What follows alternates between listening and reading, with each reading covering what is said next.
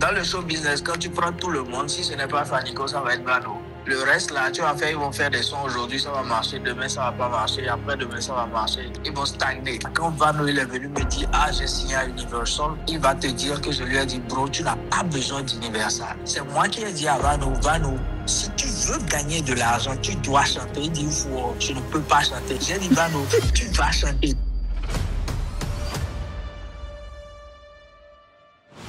On te connaît comme le hitmaker. Je pense pas que c'est une chance que beaucoup de personnes ont de commencer leur carrière avec un hit. À quel moment tu t'es dit, j'ai envie de faire de la musique en fait? Depuis l'âge de 7 ans, je faisais que ça. Ma mère, Dieu merci, me soutenait. Mon père, il m'a bastonné.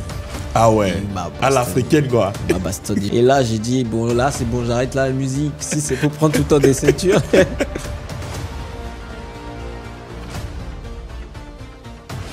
J'ai appris l'anecdote avec Wizkid.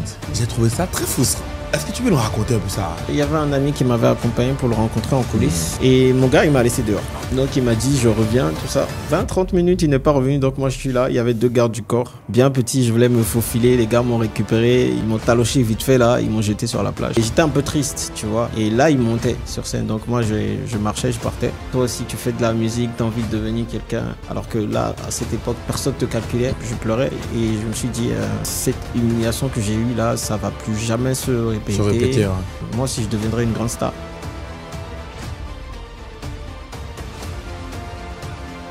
Ce qui est bizarre un peu dans la période, c'est que le hit, ou le premier son qui a vraiment créé ce mouvement, et puis on sortait ça partout, c'était on va faire comment? Ce que j'aimerais savoir, c'est quand ce son-là, il pète, c'était quoi les premiers cachets que tu avais eu? 500 000. Quoi? Oui, il y a... Premier cachet, 500 000? Ouais, je pense à... La plupart des artistes que je reçois, les cachets qu'ils reçoivent souvent, c'est des montants ridicules. Des 15 000, des 20 000. Mais je suis sûr que c'est pas au Bénin que tu l'as eu. Bizarrement, oui. Quoi? Non, là, tu m'as surpris. J'aurais parié 1 million que c'était pas au Bénin.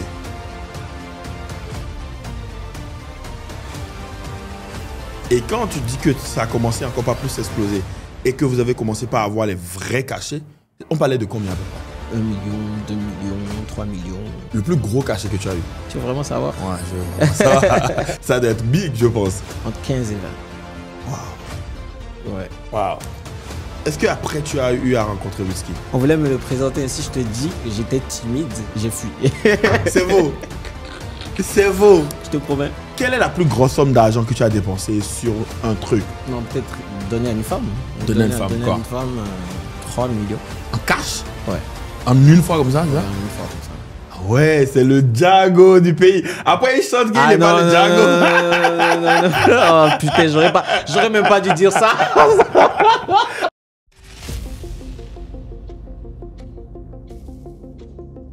Je vais te donner des noms d'artistes et tu vas me dire une chose que tu aimes chez eux et une chose que tu n'aimes pas chez eux. Ouh. Très simple, Blaze. Grave leader, passionné de travail. Après, qu'est-ce que j'aime pas chez lui? Je sais pas. Vraiment, je sais pas. Je te cache pas, je te cache C'est pas. trop politique. Non, je te cache pas, mon gars, c'est vrai. Tu veux, on l'appelle tout de suite. Oui, on l'appelle. Oui, si tu Vas-y. veux. Il n'est pas trop snap, mais j'essaye de voir. Ah, il a décroché. C'est comment, mon gars? Alors les amis, je suis toujours aussi surpris lorsque je regarde ces statistiques parce que je me rends compte que plus de 90% d'entre vous qui suivez le podcast chaque semaine n'êtes toujours pas abonné à la chaîne YouTube. Alors si vous aimez ce qu'on fait, le podcast qu'on produit ici pour vous chaque dimanche et que vous avez envie de nous soutenir, la façon la plus simple et la plus gratuite de le faire, c'est simplement en vous abonnant à la chaîne YouTube. Et si vous faites cela, l'engagement que moi je prends envers vous, c'est que chaque semaine, mon équipe et moi, nous allons donner le maximum pour vous permettre de suivre une émission de qualité, d'avoir toujours des invités qui sont à la hauteur afin que vous ayez le maximum d'informations et de ressources pour pouvoir réussir sur votre chemin entrepreneurial. Cela dit, laissons place au podcast. Bonjour les amis, nouveau dimanche, nouvel épisode. Et cet épisode, ça fait partie aussi des épisodes que vous attendez depuis longtemps. Il n'y a pas, je crois, un dimanche où les gars n'ont pas dit dans les commentaires à quand est-ce que vous allez nous ramener Fanico. On était en discussion depuis, tu avais la tournée, tu devais voyager, moi-même j'ai voyagé, tout ça. Mais bon, l'heure de Dieu est la meilleure, comme on dit. C'est ça. Et on dit l'heure de Dela, mais on est avec De Jésus. De Jésus dans la place, c'est comment? C'est comment, ça va et toi? Ça va. Ça marche. Fanny, je suis content de t'avoir. Ok, moi aussi. Bravo déjà pour ce que tu fais. Merci beaucoup. Parce que t'es une légende de la musique béninoise. Merci. Il faut dire les choses par là. Moi, je suis très franc. Okay. Après, ça joue parfois contre moi. C'est aussi un avantage. Dans le sens où je crois quand même pour tous ceux qui sont nés avant 2005, ils ont vécu ton prime. Tu vois. Après 2005, 2010, ils n'ont peut-être pas trop vécu. Tu vois. Et pour tous ces gens-là, quand on parle de musique urbaine pendant près de 10 ans, c'était vraiment Fanny qui a incarné cette image-là. Parce qu'il y a eu l'époque du rap où c'était vraiment, tu vois, Diamant Noir, on était avec Amien la dernière fois, Blaze, CCC, tu vois, tout ce groupe et tout. Et ensuite, il y a l'époque de la musique urbaine, afro, tout ça, tu vois. Ouais. Et quand cette époque est arrivée, il y a eu un certain nombre d'artistes qui sont venus avec. Et on peut dire, sans prétention aucune, que tu faisais partie où tu étais le premier vrai artiste urbain, afro, tu vois, qui a pété. Je veux dire, c'est peut-être moi qui ai déclenché le côté urbain du truc. Voilà. Afro, tu vois. J'ai énervé quelques rappeurs rapides. Mais lui, c'est qui ce gars encore? Il vient d'où? Il vient tout gâter là. Donc, ouais, 2015 avec Blaze. Et on a commencé fort. Tout s'est bien passé par la grâce de Dieu, ouais. Et puis un truc qui est très marrant, moi je me rappelle très bien de la période. Quand je préparais l'émission tout à l'heure, je regardais le clip Tourne ça bien et tout. Tourne ça bien, ouais. Et je me dis, putain, c'était épique à l'époque. Ouais, et le clip là, bizarrement, dans mes souvenirs, c'est comme si le clip a été tourné pour Trace Urban en fait. Ah, pourquoi? Parce que je me rappelle, le clip, on voyait toujours Trace Urban en haut. Ça passait tellement sur Trace Urban. Et en plus, c'était la période Trace Urban. Ouais. Et comme on parlait de musique urbaine et c'était sur Trace Urban, c'était trop... C'était le feat parfait. Ah ouais. Tu vois un peu ça?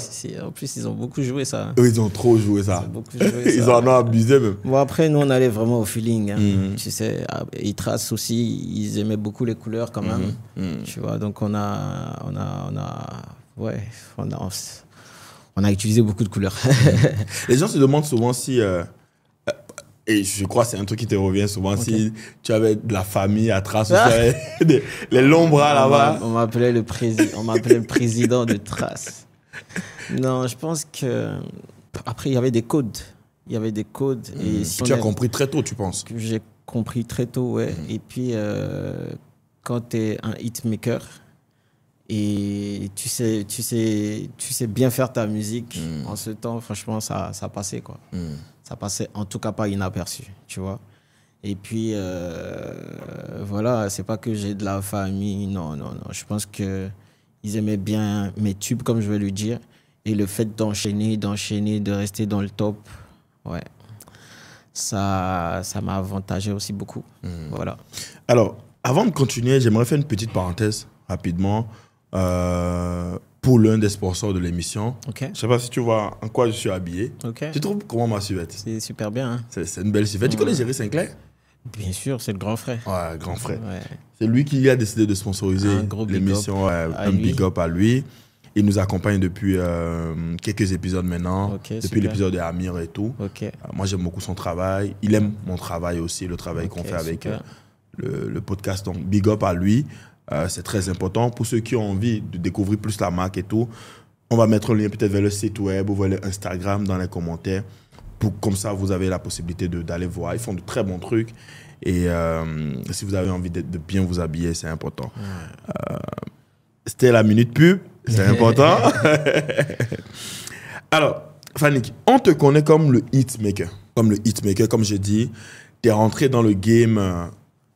je pense pas que c'est une chance que beaucoup de personnes ont de commencer leur carrière avec un hit. Tu vois? Toi, t'es venu premier hit, première chanson, premier hit, première sortie. Non, faut pas dire première sortie parce que j'ai fait des sons avant. Bon, nous, on connaissait pas, non, hein, mon gars. Bien sûr que les gens connaissent. Ok, c'est quoi les sons que tu as fait avant? Tu as commencé quand? C'était quand le premier son que tu as fait? Avant d'arriver chez Blaze. Avant d'arriver chez Blaze, ouais. Parce que avant, même quand j'étais chez Blaze, avant, on va faire comment? On a fait des titres, tu vois. On a fait des titres qui ont bien marché à Cotonou d'ailleurs, tu vois. Il y a Ella, il y a des sons aussi avec Cardio qui ont bien marché dans le temps, tout ça. Et à part ça, moi-même, je mélangeais rap, R&B, afro, je faisais un peu de tout. On faisait le tour des collèges. Ouais, c'est par là ça a commencé. Hein. Jérusalem Clad, mon petit groupe. Ouais, c'était un peu ça. Tu as fait au Pierre? Ouais, j'ai fait au Pierre, j'ai fait Saint-Jean, j'ai fait où encore? J'ai fait pas mal d'écoles. Hein. Ouais. Et quand est-ce que... En fait, je veux parler de l'époque en mode... Genre, à quel moment tu t'es dit, j'ai envie de faire de la musique, en fait? Non, ça, c'est depuis l'âge de 7 ans.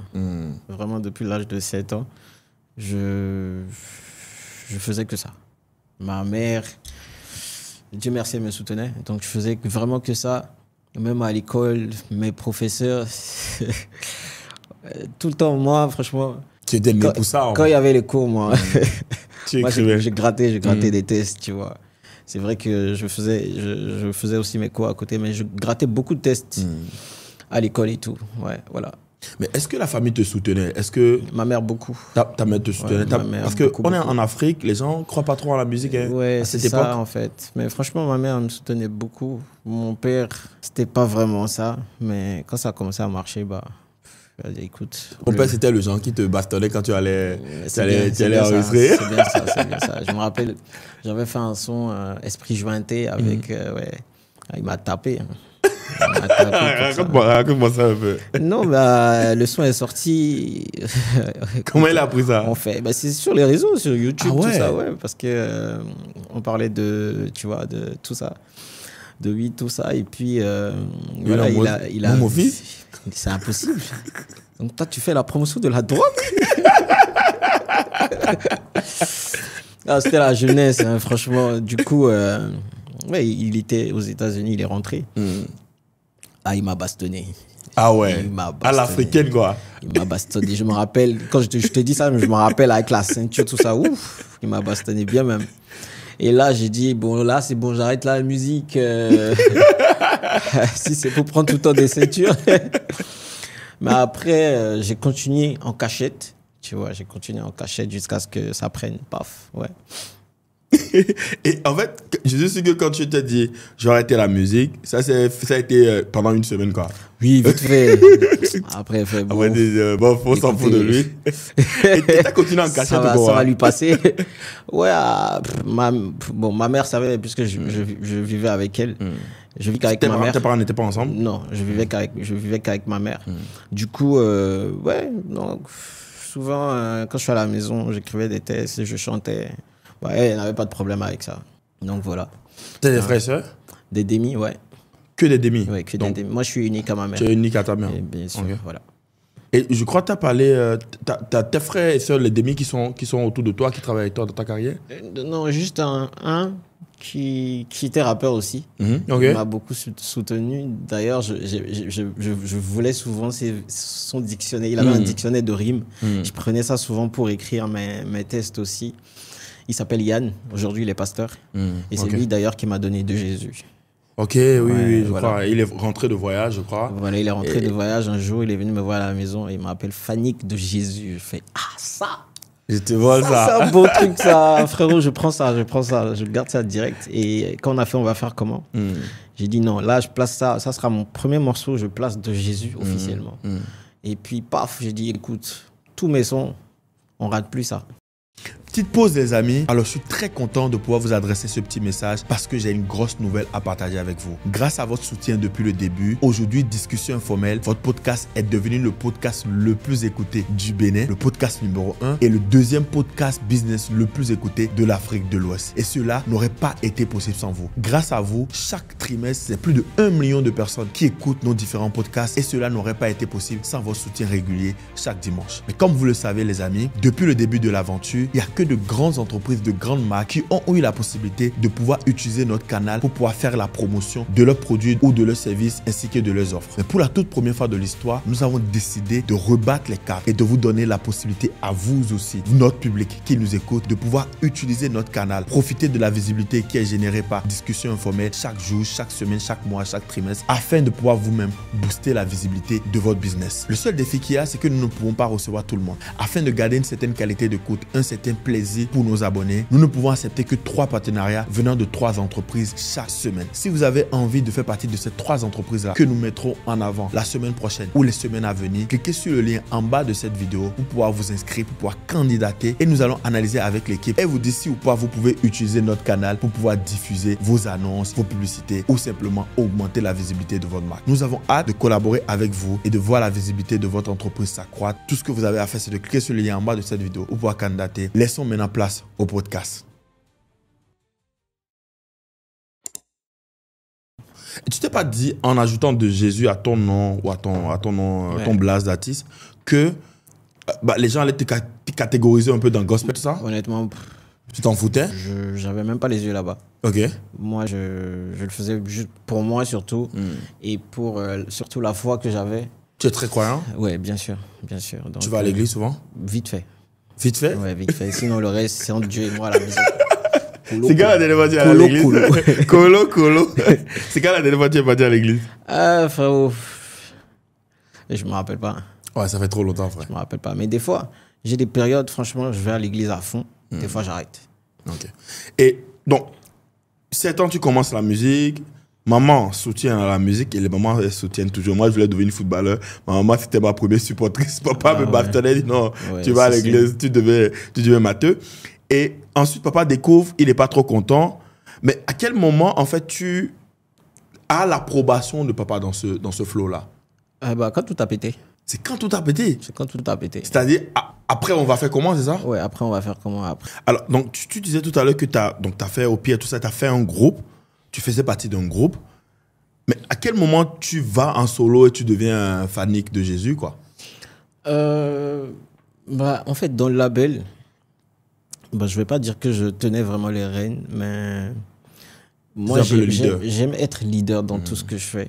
Du coup, j'arrivais à prendre certaines décisions et on me suivait la plupart du temps, ça donnait la plupart du temps, Dieu merci. Et puis, je me suis dit, bon, quand même, je tiens quelque chose et il faut foncer. Donc, moi, j'ai écrit à Cardio. Il y a un frère aussi qui m'a aidé, qui connaissait Blaze. J'ai envoyé mes musiques. Ils ont parlé pour moi. Blaze a accepté de me prendre à la maison. Je suis parti et lui et moi, c'est bizarrement, le courant est très vite passé. Tu vois? C'est pas genre, c'est bizarre. C'est comme si on se connaissait il y a longtemps. Il y a longtemps. Ouais. Et franchement, c'est très vite passé. Il a décidé de m'aider, de me produire et c'est allé chap. Alors, ce qui est bizarre un peu dans la période, c'est que, comme je t'ai dit, le grand public, tu sais, il y a le succès que tu as un peu dans ton hometown et tout, dans l'école, dans les trucs. Il y a le succès explosion. Explosion, quand tu sors, tout le monde connaît tes sons, etc.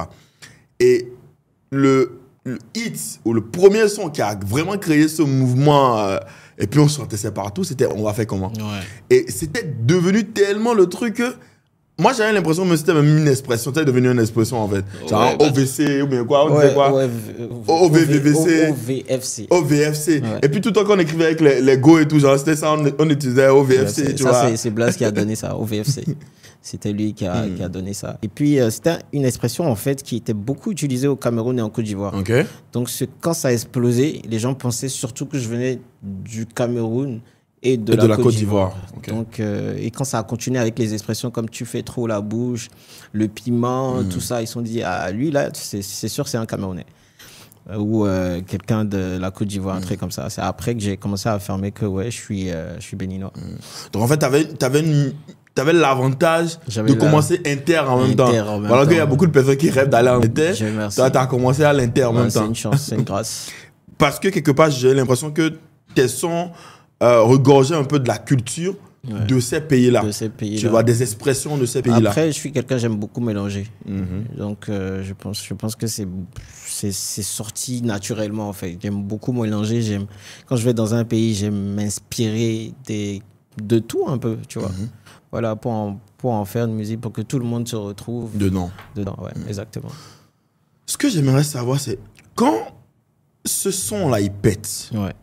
qu'est-ce qui change en fait? C'est quoi le avant, le après? C'est-à-dire, c'était quoi la vie de Fanick? C'était quoi la vie de Fanico avant? On va faire comment?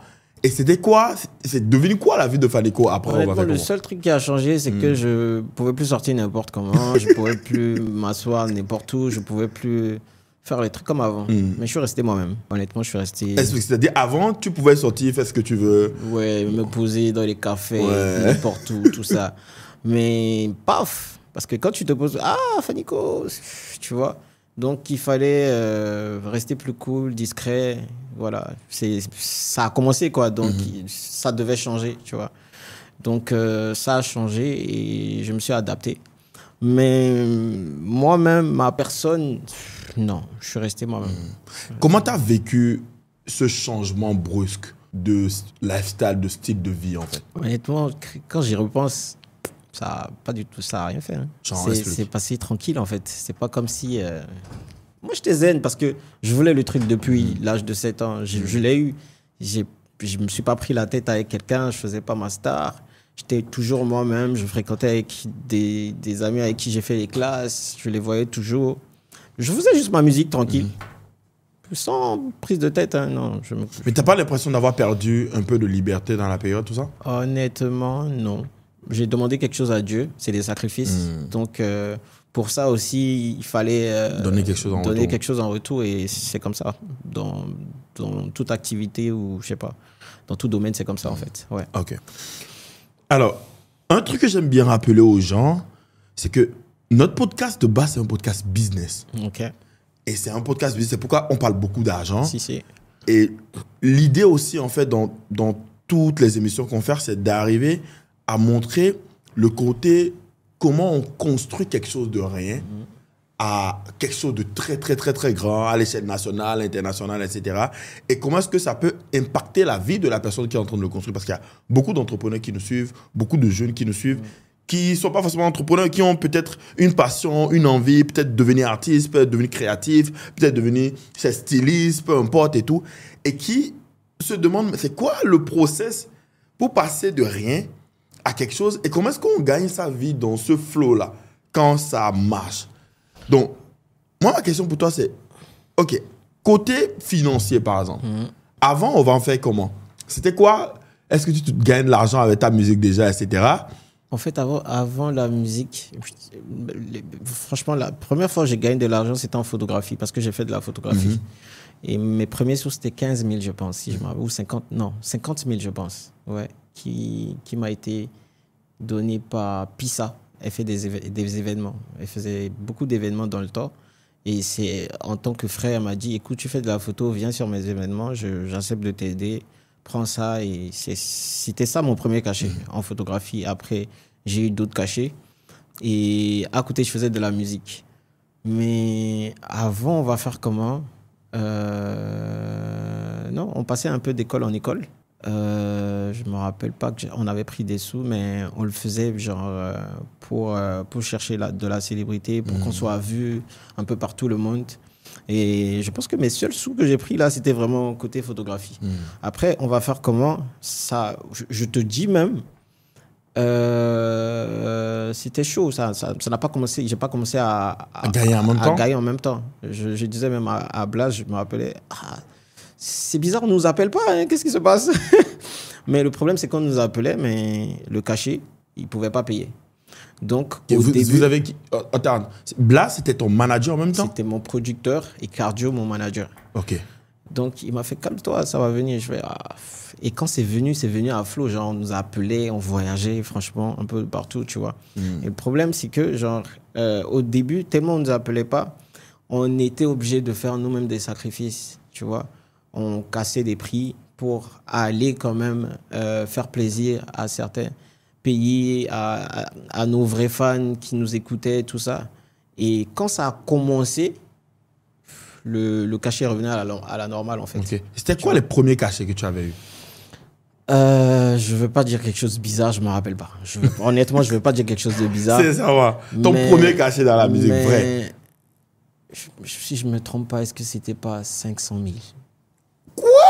Oui. Premier cachet, 500 000. Ouais, je pense ça. Waouh! Ouais, si je me trompe pas.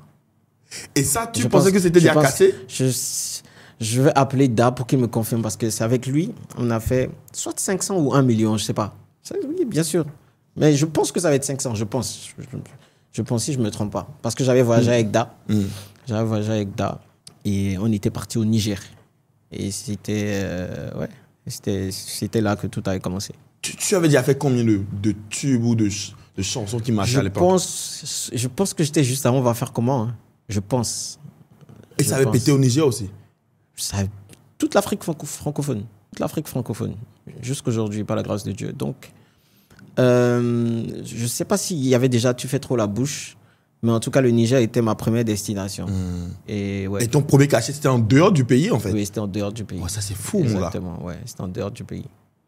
J'étais en dehors du pays. Après, je pense qu'il y a Parakou qui m'avait appelé. Et j'étais parti avec... oh là là, son nom m'échappe. C'était un ami à Blaze. Et on est parti, je trouvais ça tellement long. Et le voyage? La première partie, ouais, c'était ma première fois. Et ouais, là, je pense que c'était pour une boîte de nuit. Ouais. Et puis après, franchement, on a commencé à passer un peu partout, à tourner. Cameroun, Côte d'Ivoire, Tchad, Guinée, Équato, Niger, Ghana, Nigeria. J'ai fait mon Nigeria, je ne sais plus qui m'avait invité. On avait fait un truc où il y avait des artistes nigérians sur la scène. Mali, ouais. Guinée-Conakry. Ça s'enchaînait. Hein. Ouais, si. Comment tu expliques que dans un game où la plupart des artistes ici, par exemple, que je reçois, la plupart d'eux, les cachets qu'ils reçoivent souvent, c'est au Bénin. Le premier cachet, c'est souvent au Bénin dans le pays. Et c'est souvent des montants ridicules. Quand je dis de montants ridicules, des 15 000, des 20 000, des 50 000 pour certains. Dans le temps? Dans le temps. Ok. Ouais. Et mais j'ai jamais entendu comme premier cachet plus de 100 000 francs, non? Ah. Je te jure, je t'ai dit, même Vano, je crois, c'est tellement 20 000, 15 000, non, oui, 50 000, quelque chose comme ça. Même lui, c'est 80 000. Bon, je t'avoue que c'était à l'extérieur. Ouais, je sais, tu as dit que c'était à l'extérieur, mais qu'est-ce qui explique ça? Bah, je sais pas. Je sais pas. Mais dans le pays, je pense qu'on prenait moins. Au Bénin, on prenait moins. Jusqu'à certains niveaux, on prenait moins. Mais à l'extérieur, on prenait beaucoup plus, tu vois, à partir de 500 quand même. Voilà, dans le temps. Wow. Et quand tu dis que ça a commencé encore pas plus à exploser et que vous avez commencé par avoir les vrais cachets, on parlait de combien à peu près? Vrai cachet, bah, ça a commencé à 1 million, 2 millions, 3 millions, ouais. Le plus gros cachet que tu as eu jusqu'aujourd'hui? Jusqu'aujourd'hui... Tu veux vraiment savoir? Ouais, je veux vraiment savoir. Je sais que ça doit être astronomique parce que là, après toute la carrière et tout, ça doit être big, je pense. Je garde ça pour moi. Ok, une tranche. Je garde ça pour moi. Une tranche. Une tranche comment? Une tranche, tu me donnes une tranche, c'est-à-dire entre 10 et 12 millions, par exemple. Entre 10 et 20. C'est très large. Ok, 5 millions d'écart dans la tranche. Non, je dis plus rien. Non, mais c'est vrai. Pour moi, je pense que c'est important. Après, tu n'es pas obligé de le dire, mais de donner au moins une tranche, ça permet aux gens de se dire, mais en fait, parce qu'il y a beaucoup de gens qui viennent sur Internet qui disent que la musique ne paye pas et tout. Ah, la musique paye, surtout quand tu le fais bien. Ouais. La musique paye énormément. Ouais, énormément. Franchement, énormément. Quand tu le fais bien, il paye énormément. Mais c'est beaucoup de sacrifices, c'est beaucoup de travail. Ouais. Donc, on est plutôt entre 15 et 20 ou entre 10 et 15? Entre 15 et 20. Waouh. Ouais. Waouh. Non, félicitations. Amine, je pense pas qu'il y a beaucoup d'artistes qui ont eu des cachets comme ça. Mais je suis sûr que c'est pas au Bénin que tu l'as eu. Bizarrement, oui. Quoi? Non, là, tu m'as surpris. Non, là. Bizarrement. Là, oui. tu m'as surpris. J'aurais parié 1 million que c'était pas au Bénin. Ah ouais? Je te jure. Non. Bizarrement, oui. Parce que tu as dit que les premiers gros cachets que tu avais, c'était... ça, c'était les premiers. Ah, c'était les premiers, mais après... Ouais, après. Sérieusement? Après, il y a eu beaucoup de choses qui se sont passées. Comme quoi? On avait des deals vraiment magiques. Ouais, bien sûr, on avait des deals magiques. Ah, mais en parlant de deal magique, je pense que pendant longtemps, et je crois même jusqu'à présent, sur ta page Facebook, je crois, hein, si j'ai bonne mémoire, il y a le deal que tu as fait avec XXL ou je sais pas, une marque là et tout, ambassadeur et tout. Sobebra, Ouais. enfin XXL, ambassadeur MTN, ambassadeur Vlisco, ambassadeur Shaftel, on a ambassadeur NCA. Ouais, on a eu beaucoup de deals. Donc, tu enchaînes les tubes. Et moi, ce que je me demande, c'est quand tu enchaînes autant de tubes, et généralement, un truc que j'ai remarqué, c'est que quand ta période de succès vient, bizarrement, tout ce que tu touches, ça marche. Je ne sais pas comment ça se passe. Pour la plupart des artistes, quand Pour même. la plupart des artistes. Non, on va pas toujours dire ça. Hein. Ah bon? Tu connais des artistes qui ont blow up? Attends, tu connais des artistes qui ont blow up? Ça va pas sortir de ma bouche. Mais attends, Ouais, t'es pas en mode punchline, c'est ça? Non, c'est pas ça en fait. C'est vrai que malheureusement, il y a des artistes qui ont vraiment, sur le coup, première chanson, carton, terrible, mais ils n'arrivent plus à suivre. Il y en a au Bénin? Ou il y en a en Afrique? Je te l'ai cherché. Parce que moi, j'ai pas de nom qui me viennent. Parce que de ce que j'ai remarqué, quand même, en analysant les discours jusqu'à présent, pour la plupart, au moins dans la période de la hype, là, tout ce qui sort, ça marche quand même. C'est rare de voir une hype et ensuite une flop.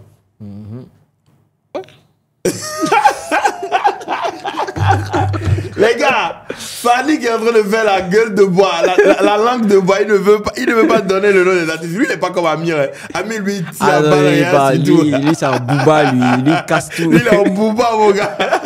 Il tire sur tout le monde. Il s'en balèque comme c'est pas permis. Ok, donc, moi, ce que je veux savoir, c'est comment ça explose? Hit. Comment tu te sens dans la période? Est-ce que tu as l'impression que tu étais plutôt chanceux, le fait que ça marchait? Je te jure que c'est bizarrement, genre, après 10 ans, là, que quand je regarde avant, je fais, mais, excuse-moi le mot, mais putain, tu étais fort.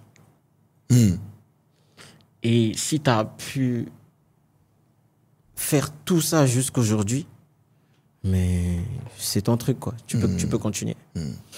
Donc, avant, je me dis, je regardais pas. Moi, je chantais juste. Moi, j'étais naturel. Je voyais pas, genre, ah ouais, quelque chose se passe. Ah non. Non. En fait, tu ne remarquais même pas le succès, en fait. Honnêtement, tellement pas. Tellement pas. Parce que moi, je faisais un truc que j'aimais, tout simplement. Tu vois? Et je kiffais. Tu regardes un peu aujourd'hui, tu penses que tu n'as peut-être pas bien profité? Que tu aurais pu mieux profiter du succès que tu avais dans la période? Non, tranquille. Hein. Parce que là, je suis en cours pour refaire encore un bon 10 ans. Hein. Comment tu penses jouer ce coup-là?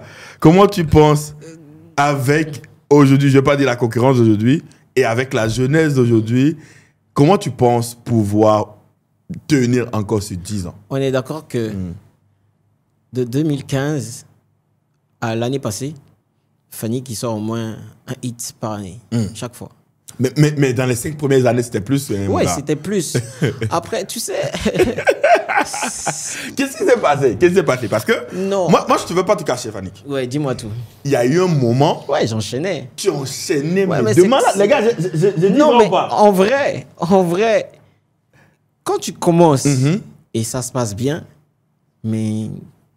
Tu enchaînes. Il y a la fougue. Oui, tu enchaînes. Mais à un moment donné, Fanny, désolé, tous mais. Tous les artistes que tu as connus. Il y a eu un arrêt. Tous les artistes que tu as connus. Un bon moment, de toi à moi. Hein? Un bon moment, quand ça commence, 2, 3, 4 ans, tu les vois, ils enchaînent. Après, ça stoppe un peu. Il peut continuer tranquillement. Après, ça peut revenir. Tu vois? Mais il y a des exceptions quand même. Hein. Oui, il y a de grandes exceptions. Il y a de grandes exceptions. Ouais, Par exemple, je te donne l'exemple de Vano. Ouais. Quand tu vois la carrière de Vano, tu as l'impression qu'il n'y a pas eu, quand tu vois les 10 dernières années, tu as l'impression qu'il n'y a pas eu ce moment-là. Si. Tu vois? Blaze aussi au début, jusqu'à peut-être, je sais pas, peut-être jusqu'à 2015, tu as l'impression qu'il n'y a pas eu ce truc. C'est quand peut-être on a eu l'impression que Blaze était devenu trop un producteur, qu'on a commencé par avoir moins de hits, moins de trucs et tout, etc. Et puis la musique urbaine aussi commençait par prendre trop le dessus. Le challenge avec moi, c'était que moi, j'étais à l'international. Donc, j'avais des concurrents énormes, tu vois, autour de moi. Donc, sortie des hits c'était difficile. Qui va marcher dans toute l'Afrique francophone, moi, j'avais un challenge. Donc, ça se passait pas bien là, quoi, tu vois. Donc, à un moment... pression, il faut mettre balle à terre et revenir plus sagement. À quel moment tu as eu l'impression, après, je veux dire, toute la hype qui s'était construite autour de Fanico de Jésus, à quel moment tu as eu l'impression que bah là, ça va plus? Et là, tu étais vraiment en train de plonger de 3-4 hits par an. Là, tu passais à 1 hit par an. Et tu ne dominais plus vraiment la scène. Parce qu'il y a un bon moment, tu dominais la scène. Je pense que c'est à partir de 2020. Ouais, c'est ce que j'allais dire aussi. Corona. Ouais, Corona. Clairement. Je voulais que tu le dises. Ouais, bien sûr. Après Corona, ça a baissé un peu. Ouais, exactement. Ça a baissé beaucoup, hein, Fanique. Bah écoute, par la grâce de Dieu, je suis toujours là. Oui, tu es toujours là, tu es toujours dans le game. Maintenant, je voudrais qu'on parle de ce moment parce que moi, j'ai l'impression que tes succès de 2015 à 2020, pour moi, franchement, tu étais le gars, l'artiste humain, le plus truc là. Parce que tu vois, même quand on parle de Vano aujourd'hui comme le numéro 1, Vano n'était pas devenu le numéro dès la première année, dès la deuxième année, dès la troisième année. Pendant les 2, 3, 4 ans où Vano était en train de monter, c'était plutôt celui qui dominait la scène. C'était Fanico, c'était Fanico qu'on écoutait tout. Tu vois, Vano a commencé par dominer vers fin 2018, 2019, 2020, comme ça. Corona, tout ça. Tu vois, quand il a changé la ligne d'édito, qu'il allait dans tous ces trucs. Donc moi, je me suis dit, de 2015 à 2020, franchement, probablement l'artiste qui était le plus écouté, c'était Fanico. Ouais. Mais vers 2020, ça s'est fait truc là. Donc moi, je voudrais savoir qu'est-ce qui s'est passé. Vrai de vrai dans la période. Même moi, je ne pourrais pas te dire ce qui s'est passé. Mais comment tu l'as vécu alors? Comment tu l'as vécu?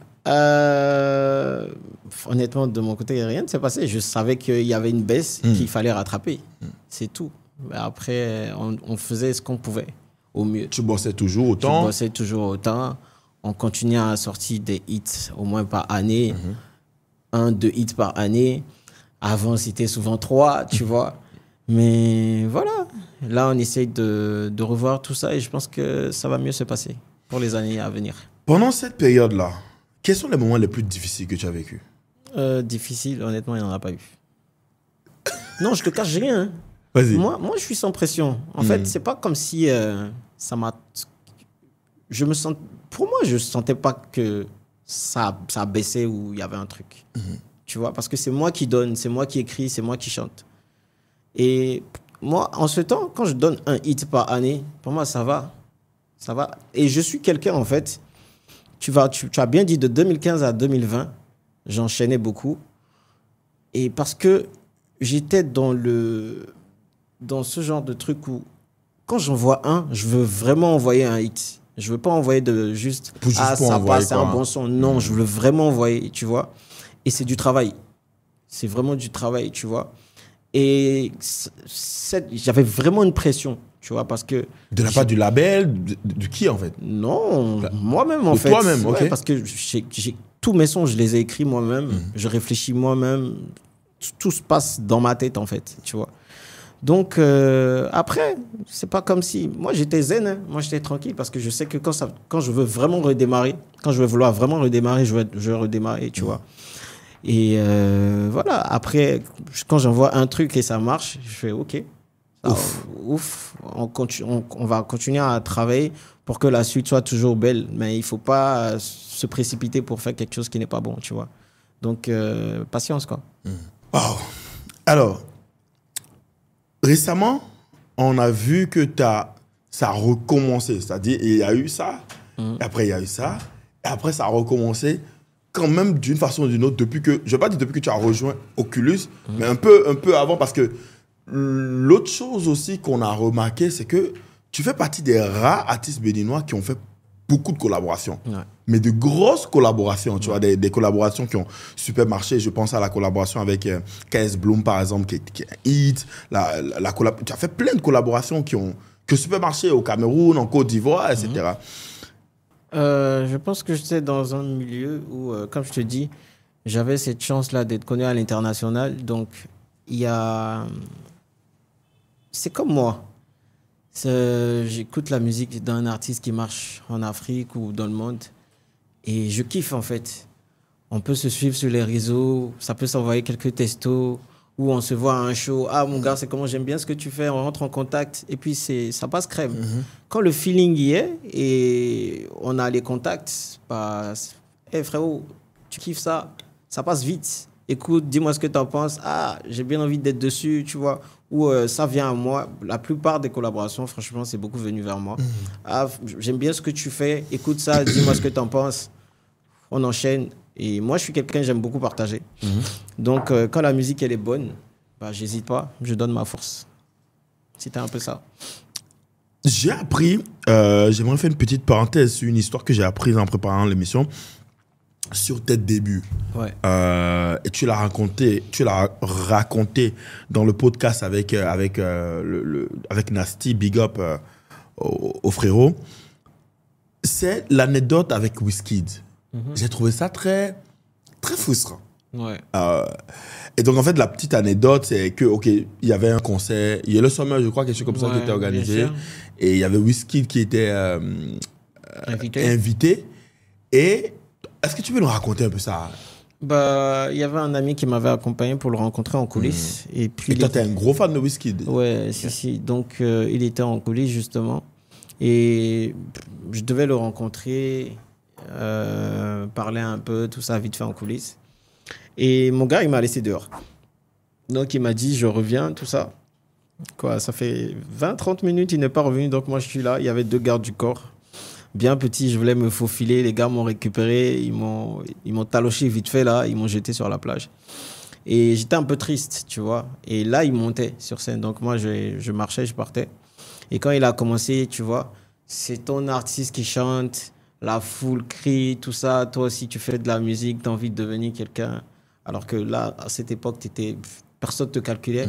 Donc, c'était un peu une rage. J'étais vraiment frustré, comme tu le disais. Et je me suis promis ce jour-là, en quittant, je pleurais d'abord. Je pleurais et je me suis dit, moi aussi, je deviendrai une grande star.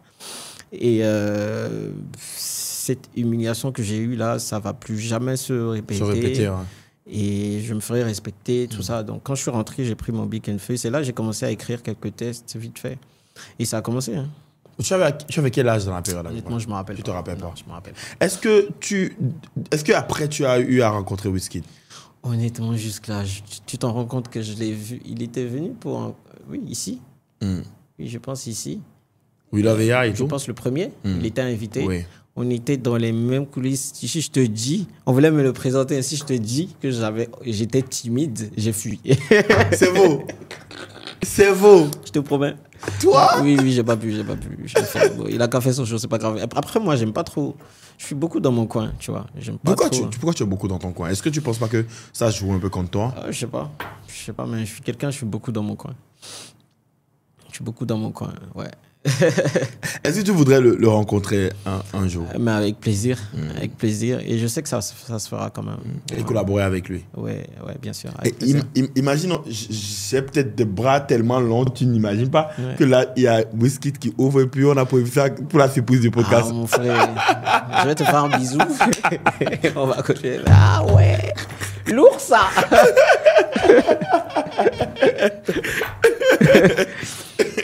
Voilà. Là, le podcast va partir dans tous les sens. Dans tous les sens, mon gars. On fait le feat en même temps, direct. J'ai une question. Toujours dans le podcast, c'est Nasty, à la fin, t'as dit un truc qui a beaucoup fait bouger la toile. Ouais, c'est quoi c'est la conversation que tu as eue avec Blaze et puis Vano. Ah ouais. Où en fait Non, toi, tu vas pas revenir avec ça. Hein. Non. Moi, je veux pas revenir avec la conversation là. Okay. Mais il y a un point qui m'a intrigué. Vas-y, dis-moi. C'est le fait que tu as dit dans le podcast que tu avais 33 ans. 33 ans, ouais. 33 ans et que tu étais célibataire. Ouais.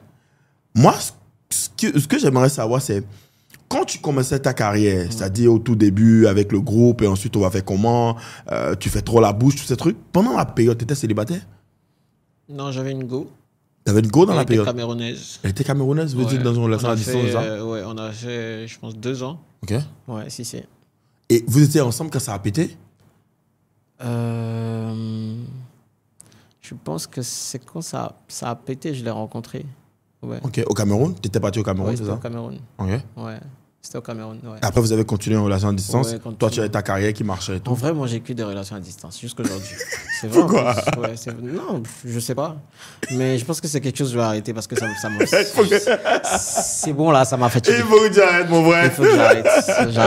J'arrive pas à tenir ça. Ouais. C'est fatigant.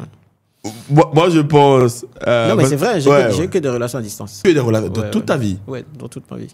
J'ai que des relations à distance. Sans blague. Ouais, Pourquoi? C'est vrai, je suis pas sorti avec quelqu'un ici ou non. Tu penses que c'est pour éviter ce truc de je suis une star, j'ai pas envie de sortir avec une go qui est fan de moi, c'est ça? Et donc je préfère aller chercher une go qui est loin de moi, c'était pas ça? Juste que moi, tu sais, comme tu as dit, je t'ai dit, j'aime rester dans mon coin, j'évite les problèmes. Tu vois? Donc, si tu prends là-bas, les problèmes, c'est là-bas. Tu vois, tu n'auras pas de... pas chez toi ici, quoi. Non. Moi, je fuis beaucoup les problèmes, j'ai resté dans mon coin. Mais après je suis... c'est au feeling, hein, mon gars. C'est au feeling. C'est vraiment au feeling, ouais. T'es resté célibataire depuis la période là, donc quand vous avez arrêté jusqu'à présent? Non. Moi, si je suis resté célibataire, limite, c'est peut-être 1-2 ans, hein. Durant les 10 dernières années? Après, je suis sorti avec une Camerounaise. Après, une Guadeloupéenne. Après, une Congolaise. Une Ivoirienne. Ouais. Un peu ça. Pourquoi selon toi ça marchait pas à chaque fois? Je sais pas. Honnêtement, je sais pas. Et qu'est-ce que tu as appris de toutes ces expériences-là? C'est des expériences, tu vois. Je m'améliore à chaque expérience. Au suivant! Et au suivant. C'est tout. C'est tout. Je m'améliore et je me dis que voilà, chaque rupture pour moi, c'est comme une expérience. J'apprends de mes erreurs. Et puis, je passe à autre chose, quoi. Mais honnêtement, je vais te dire, celle qui m'a beaucoup aidé et grâce à qui j'ai beaucoup appris, c'est Ayane. Ouais, tu vois. Elle est de quelle nationalité? Elle est ivoirienne, Elle est Ayane. ivoirienne, ouais. Tu connais Ayane? L'artiste? L'artiste. Ouais, je connais. Ouais. Ah, vous Donc, étiez sortis ensemble? Ouais. Okay. Donc, c'est l'une des relations qui m'a beaucoup appris. Mais ça fait combien de temps ensemble? Moins de 2 ans. Ouais, moins de 2 ans quand même. Et puis, franchement, elle est très carrée, c'est une femme très bien éduquée, elle connaît, elle a des valeurs, elle sait là où elle va, tout ça.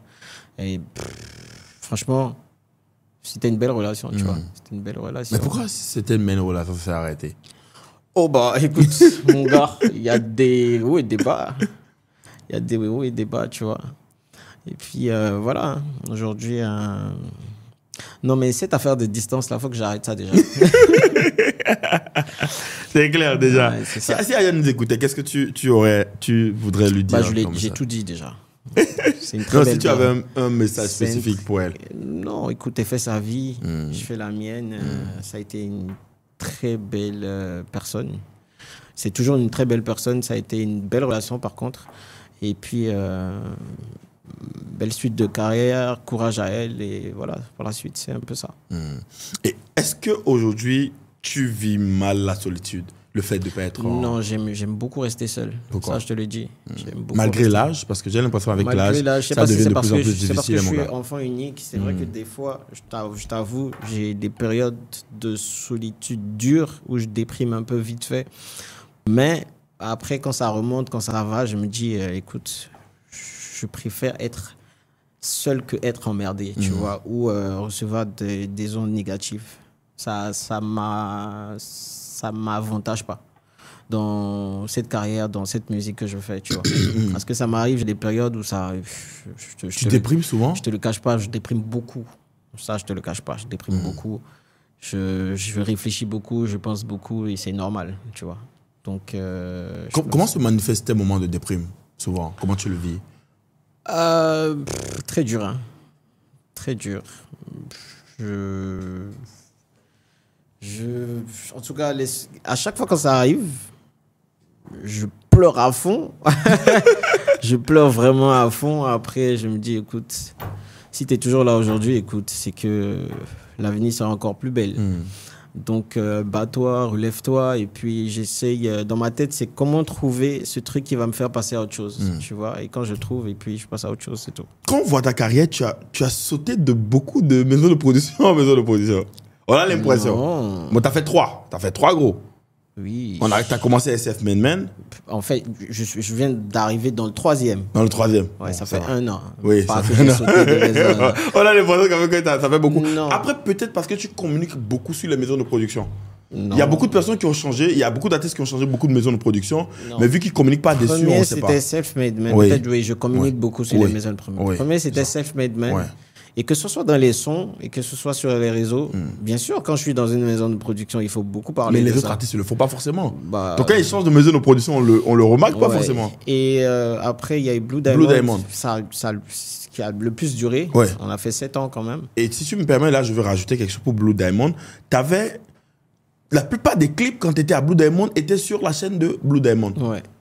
Et donc, en fait, aujourd'hui, quand on voit la chaîne YouTube de Fadiko, qui a 120 000 abonnés, Ouais. mais Fadiko ne peut pas avoir 120 000 abonnés, arrête, quoi, tu vois. Il fallait que je fasse ma chaîne quand je suis venu à Oculus. Et voilà, tout se passe bien. Pourquoi, en fait, pourquoi ce choix-là, avec Blue Diamond, d'avoir toutes les productions qui étaient sous la chaîne du label? C'était le contrat, le producteur, c'est ce qu'il voulait. Donc c'était un peu comme ça. Donc tous les artistes, parce qu'il n'y avait pas... Bon, c'est vrai que j'ai commencé, mais après il y a eu d'autres artistes. Donc tous les artistes après, c'était Blue Diamond. Ouais, c'était comme ça. Quand tu as signé, parce qu'on dit souvent, on sait que quand un artiste signe chez un producteur, il reçoit un gros cachet. Ok ou pas? C'est vrai ou pas Non, vrai? c'est pas le football, mon gars. C'est pas le football. C'est pas le Attends, football, mais mon on gars. sait quand même que quand on signe, quand un producteur signe un artiste, Ouais. il y a toujours un cachet à la signature. Ah ouais? Oui, non? Ou bien, les gars, c'est vrai, non? On sait ça, non? Mais c'est vrai. Attends, Fadik. Moi, ça n'a jamais été ça avec moi. Ah bon? T'as jamais reçu de cachet après Un une gros signature? cachet, non. À la signature? À la signature? Ah, donc je dois devenir footballeur, hein, parce que franchement... Non, pas pour moi, pas pour moi. Quand on rentre dans un label, on touche de l'argent pour produire son truc, son train de vie, Moi, son tout est album. déjà dans le contrat pendant le temps du contrat, enfin, le temps de la durée, enfin, la durée, pardon. Tout est inclus. Donc, quand j'arrive, ça commence à suivre petit à petit, quoi. Donc tu reçois pas de gros cachets, quoi. À la signature, Hein? moi, j'ai jamais reçu ça. Ok. Ah, mais maintenant que tu ne pas, je vais appeler Oculus.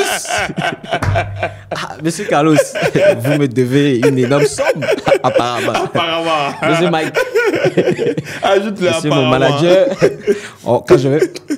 J'ai bien fait de te rencontrer. Parce Voilà, que tu vois, un truc qui est très connu en France, par exemple, maintenant, quand n'importe quel artiste signe dans un label, il touche toujours un Non, mais par un contre, truc, tu franchement, vois. avec Oculus, j'ai signé de bons trucs. J'ai signé de Un bons très bon trucs. contrat, quoi. Un très bon contrat. Et vous aurez le temps de le voir. On ne montre pas tout. C'est les raisons. Gana, tu vois.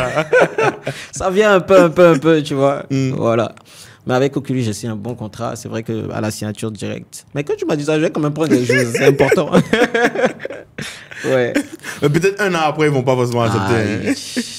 Ouais. Mais Oculus, ils font pas dans... Ils font bien les choses. Ils hein. font bien les choses. Ils font bien les On choses. remarque qu'ils font bien les choses quand même. Ils font bien les Quand on choses. voit le groupe d'artistes qu'ils produisent aujourd'hui et tout, c'est beaucoup, quoi. Et Ils ont font un beaucoup grand de rêve. musique, ouais. Ils ont un grand rêve et je sais Ils veulent devenir les Marvins du Bénin, déjà? On va le faire.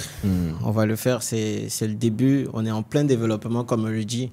Et On attend un projet où tous les artistes vont vont collaborer dessus. Ça va être lourd en tout cas. Ah ouais, ça doit être lourd parce Ça va que être lourd, ça. si vous faites pas ça, On va le faire. ouais, la version Marvis du truc, On va le faire. Mais il faudrait que ça soit un hit. C'est ça le problème. Donc Ouais, il faut forcément. il faut prendre le temps de bien le faire. forcément, surtout que NZA s'appelle, non? Enza. Elle était passée au studio quand on était encore avec Begamin. Ok. Je vois qu'elle est un peu vendue aujourd'hui, un peu comme la RA Star du Bénin, tu vois. Ah. Dans la DA, on sent quand même un peu ça, non? Non, c'est sa personnalité en fait. Ah, ok. Mais moi, c'est un peu- peut-être comme elle ressemble aussi un peu dans les À photos, cause de la les- corpulence, tout ça. Ouais, c'est un peu ça. Sinon, c'est Enza quoi. C'est pas, c'est Enza. C'est pas Rasta. mais les journaux la présentent un peu comme la Rasta Mais du écoute, Bénin. Dieu et tout. merci. Dieu merci, si c'est une bénédiction, bah tant mieux.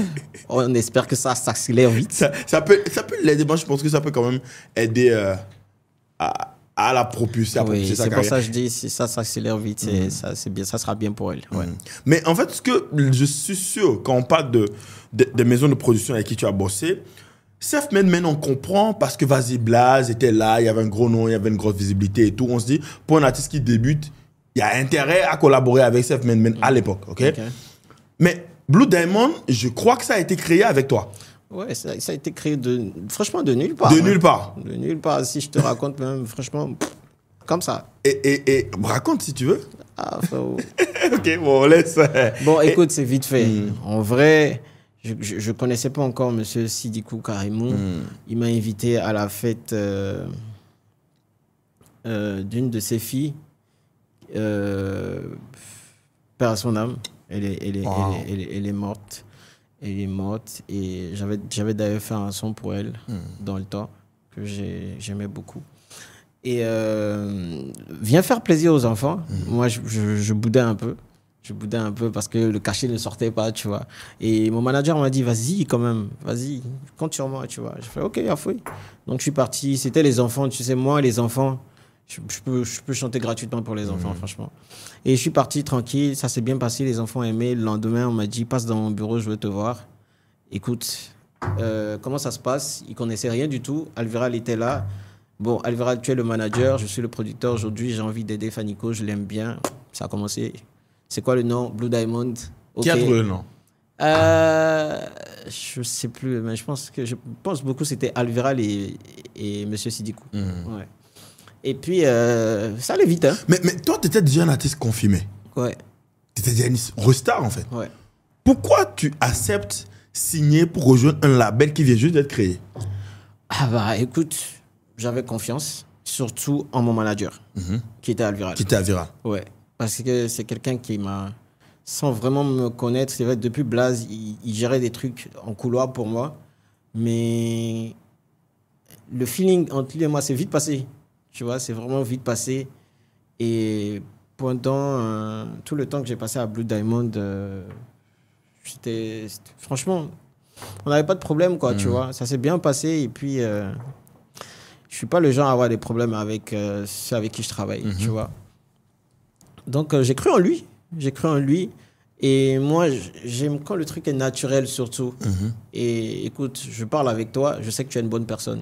Si tu n'as pas un bon fond, je le saurais aussi. Tu sens l'énergie, quoi. Je sens l'énergie. Et c'était des gens qui avaient une très bonne énergie.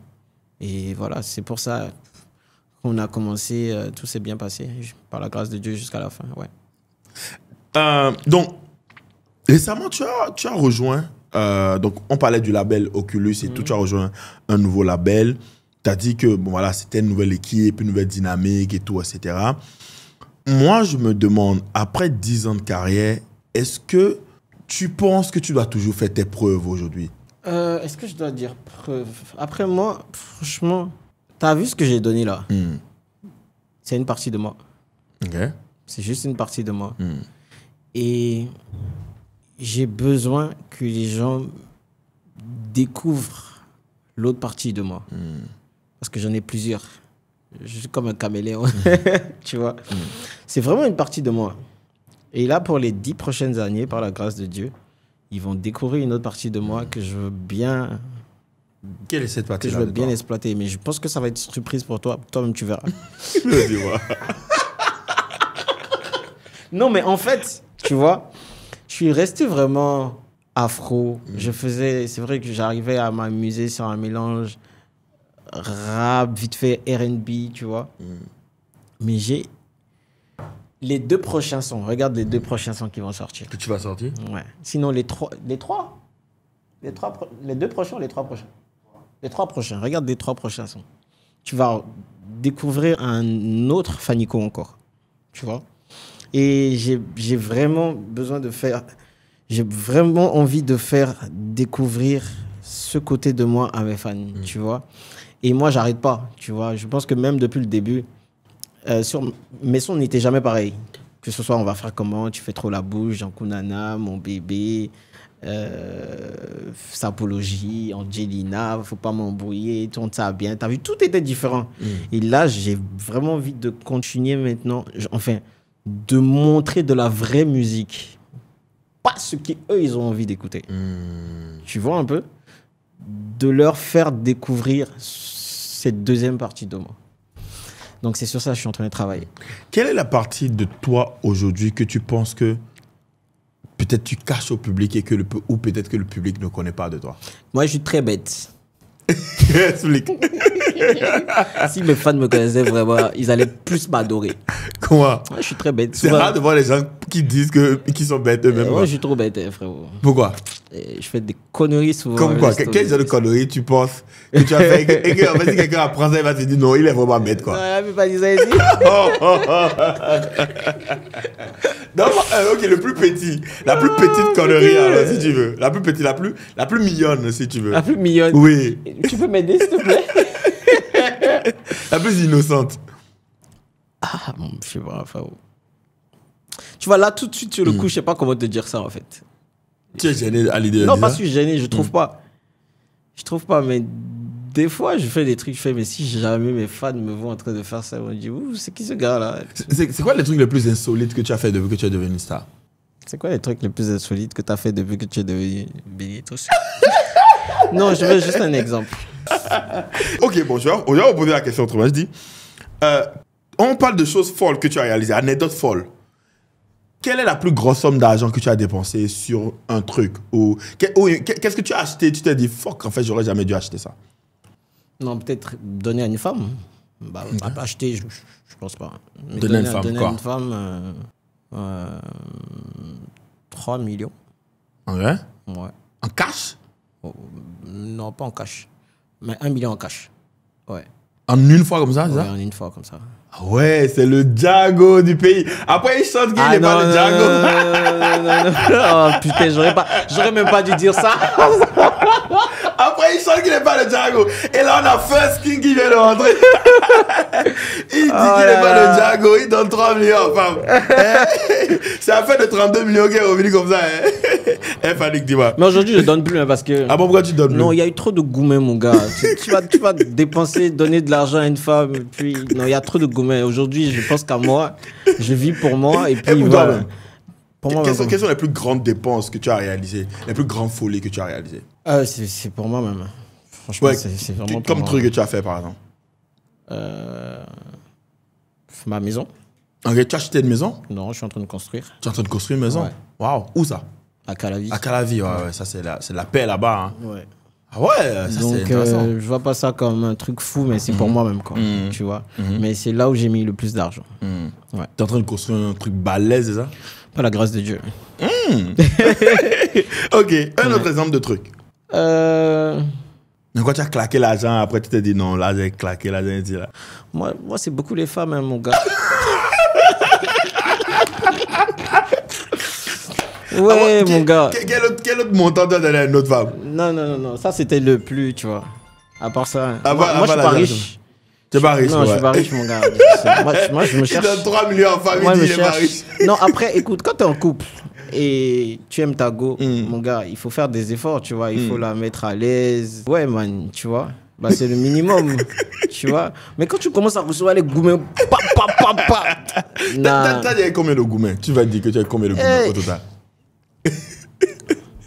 Fanico sans filtre. L'émission, il sort quand? Non, attends, l'émission, il sort quand? Dimanche prochain. Dimanche prochain. Ouais. Ok, mon dernier gourmet, il date de... Et s'il dit ça va me tuer. Il date de quand? Parle. Bon, il date. Non, il date de quand? Il date de quand? Mois, semaine? Ah. Semaine? Ah. Semaine? Tu parles plus français. Tu ne parles plus français. Bon, on passe à autre chose, mon gars. Ah, je passe à autre chose.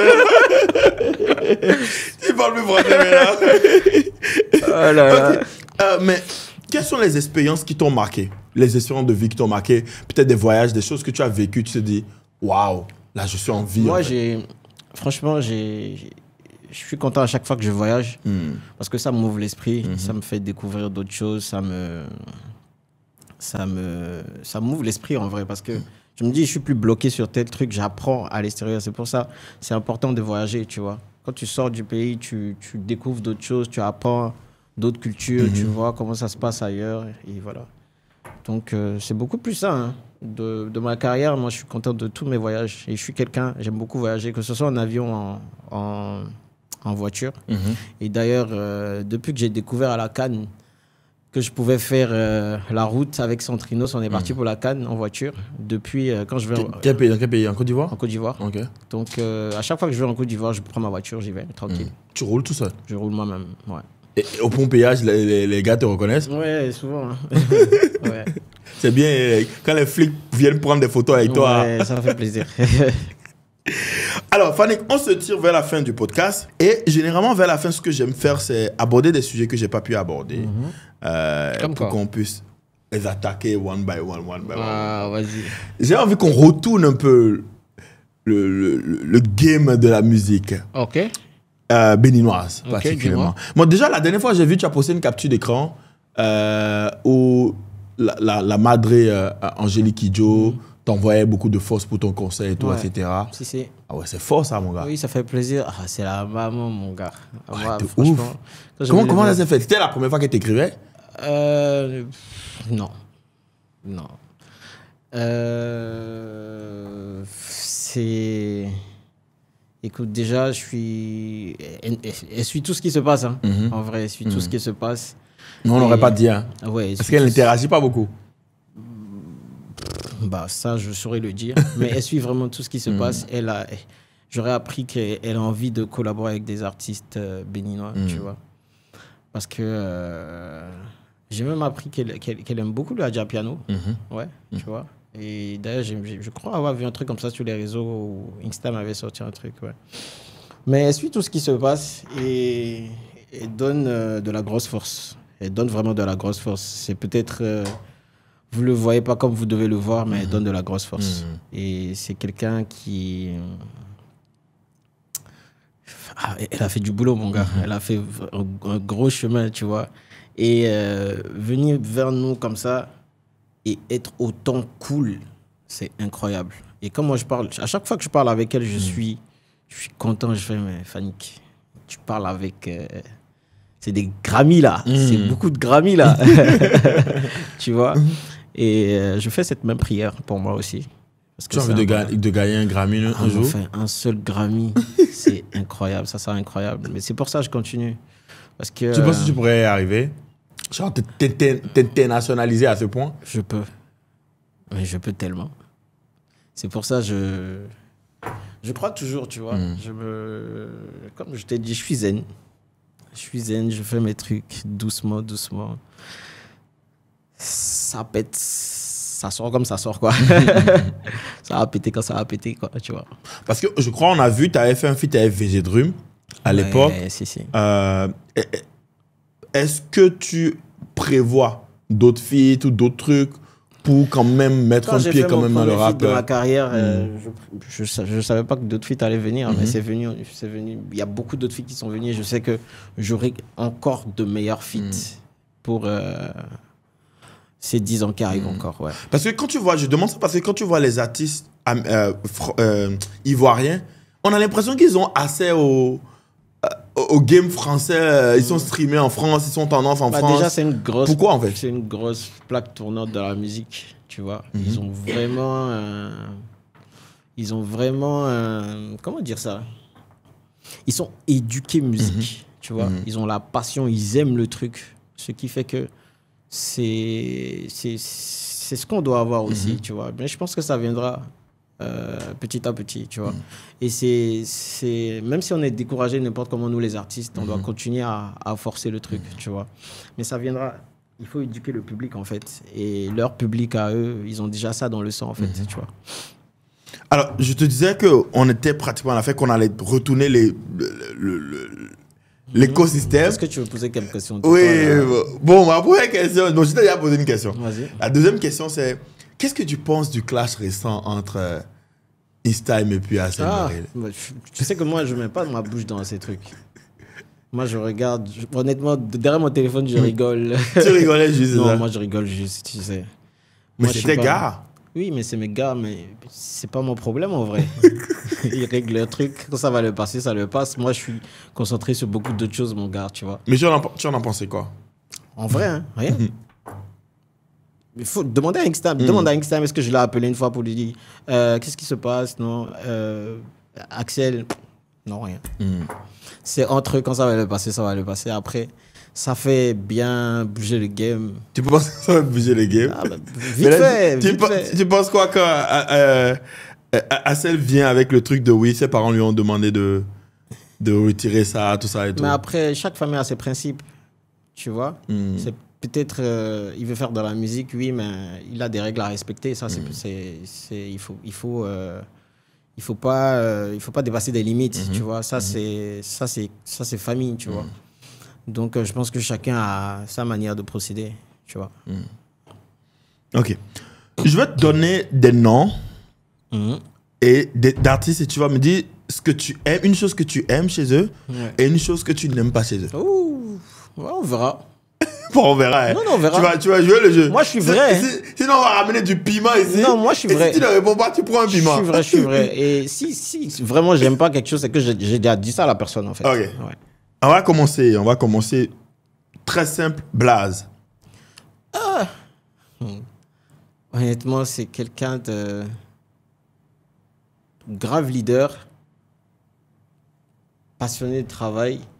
Il obtient toujours ce qu'il veut. Et ça, j'aime ça chez lui. Après, qu'est-ce que j'aime pas chez lui? Je sais pas. En fait, moi, dans le temps où on traînait beaucoup ensemble, moi, je suis quelqu'un de pas patient. Tu vois?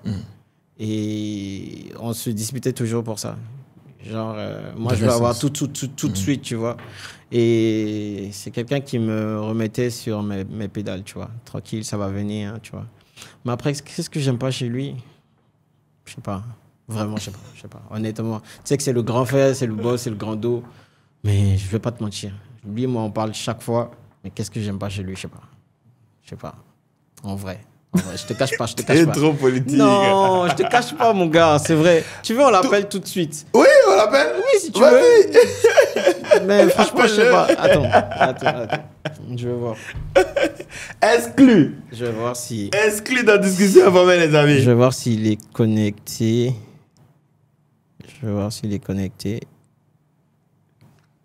Son numéro des États-Unis. Exclu. Est-ce que vous suivez? Non, il faut déjà avoir la chance qu'il soit... Qu'il soit connecté. Oui, qu'il soit connecté et que j'ai... Parce que j'ai... Tu peux l'appeler sur WhatsApp directement. J'ai fermé mon deuxième téléphone. Ah ouais, je sais pas son numéro ici. Attends, je l'appelle. J'essaye sur Snap voir. J'essaye ici voir. Il n'est pas trop Snap, mais j'essaye voir. Ah, il a décroché. C'est comment, mon gars? Ça va, toi? Et au lieu de nous vidéo, allô? Ah non. Je suis venu à Toyota rapidement. Va au vidange. Ah, ok. Ça se passe, non? Il est là. Oui. Ah bah, normal. Bon, on les reparle du loup. Les émissions de Obium CV, on me dit qu'est-ce que j'aime chez toi? Les béni émission. Les béni le père, le fondo. Ah ça va, chez toi. Au Québec, pour toi, il au Québec, pour toi, il y l'émission en Dilo. Discussion informelle, YouTube, PodLab Studio. Ah, ok. En vrai, c'est ça. Je vois les gens passer. Je me dis qu'au prochain passage, là, ouais, bien sûr. On t'attend fort ici. Donc, il m'a demandé les bons trucs sur toi. J'ai dit, mais parce que je dois dire ce que j'aime chez toi, ce que j'aime pas chez toi. Et je lui ai dit honnêtement, parce que toi et moi, on parle vraiment sans truc là, tu vois. Mais je ne trouve pas ce que j'aime pas chez toi, en vrai. Il me dit non, je fais de la politique, je ne veux pas dire la vérité. Je fais peut-être toi, tu sais ce que j'aime pas chez toi. Parce que moi j'ai pas trouvé. Ouais, en fait, il y a très peu de gens qui arrivent à me trouver des défauts. Tu vois, il y a vraiment très peu de personnes. Mais ce que je sais que les gens n'aiment pas chez moi, c'est mon indifférence et je suis émotionnellement détaché. Je ne ressens aucune émotion Moi, quand il faut y aller, j'y vais fort. Et ça, tout le monde me connaît pour ça. Ouais, si. Il faut travailler, Il faut travailler. il faut s'amuser. Mais on ne mélange pas les deux. Donc, moi, je suis le genre de personne, je reste professionnel, quoi qu'il en soit. Et ça, c'est quelque chose que beaucoup de gens n'aiment pas, tu vois. Parce qu'ils se disent que on est trop proche. Donc, normalement, je ne devrais pas être rigoureux sur certaines choses. Côté travail, très rigoureux. Voilà. Donc, ça, là, moi-même, je sais que j'ai ça. Sinon, j'ai tellement de qualités que ça annule. Très bien, tu as tout dit. Bon, Omar Defounao, merci beaucoup. M'a posé une question de carnet. Ok, vas-y. On laisse rien. Oui, maintenant, toi, ma bio question là. Fanik, qu'est-ce que tu aimes chez Fanik et qu'est-ce que tu n'aimes pas chez Fanik? Une chose que tu aimes chez Fanik et une chose que tu n'aimes pas chez Fanik. Fanik, là, bon, il a déjà corrigé ça. Ce que je n'aimais pas chez lui, là, c'est qu'il sortait trop. Et c'est grâce à lui que j'ai corrigé ça. Au début, il n'aimait pas quand je sortais beaucoup, mais franchement, tu vois, je pense qu'aujourd'hui, c'est bizarre. La cherté, tu vois. Aujourd'hui, même mes gars, ils me forcent à sortir. Genre, j'aime plus sortir. Franchement, je suis beaucoup dans mon coin. Et je pense que c'est beaucoup grâce à lui. Ouais. Et une chose que tu aimes chez lui? Ah non, il est bosseur. Moi, j'aime les gens qui travaillent. Fanny, qu'il est capable de venir dormir chez toi pendant un mois sans rentrer chez lui parce qu'il cherche quelque chose. Il est bosseur, quoi. Merci beaucoup. Il bosse. Moi, c'est ce que j'aime chez lui. Et puis, de tous ceux que j'ai accompagnés durant ma petite carrière, là, c'est lui qui a pu rapidement, c'est le seul même qui a pu capter le secret de comment rester au top durant des années, comment pondre des hits, hits. C'est le seul qui a pu capter ça. Dans le show business, quand tu prends tout le monde, si ce n'est pas Fanico, ça va être Vano. Le reste, là, tu vas faire, ils vont faire des sons aujourd'hui, ça va marcher, demain, ça va pas marcher, après demain, ça va marcher. Ils vont stagner. C'est ce que tu disais. La constance, c'est quelque chose qui est extrêmement difficile. Extrêmement. Fobi, ne m'en défouna, nos questions, vous de carrément. Vas-y. Comment tu as vécu son départ de Seth Manman?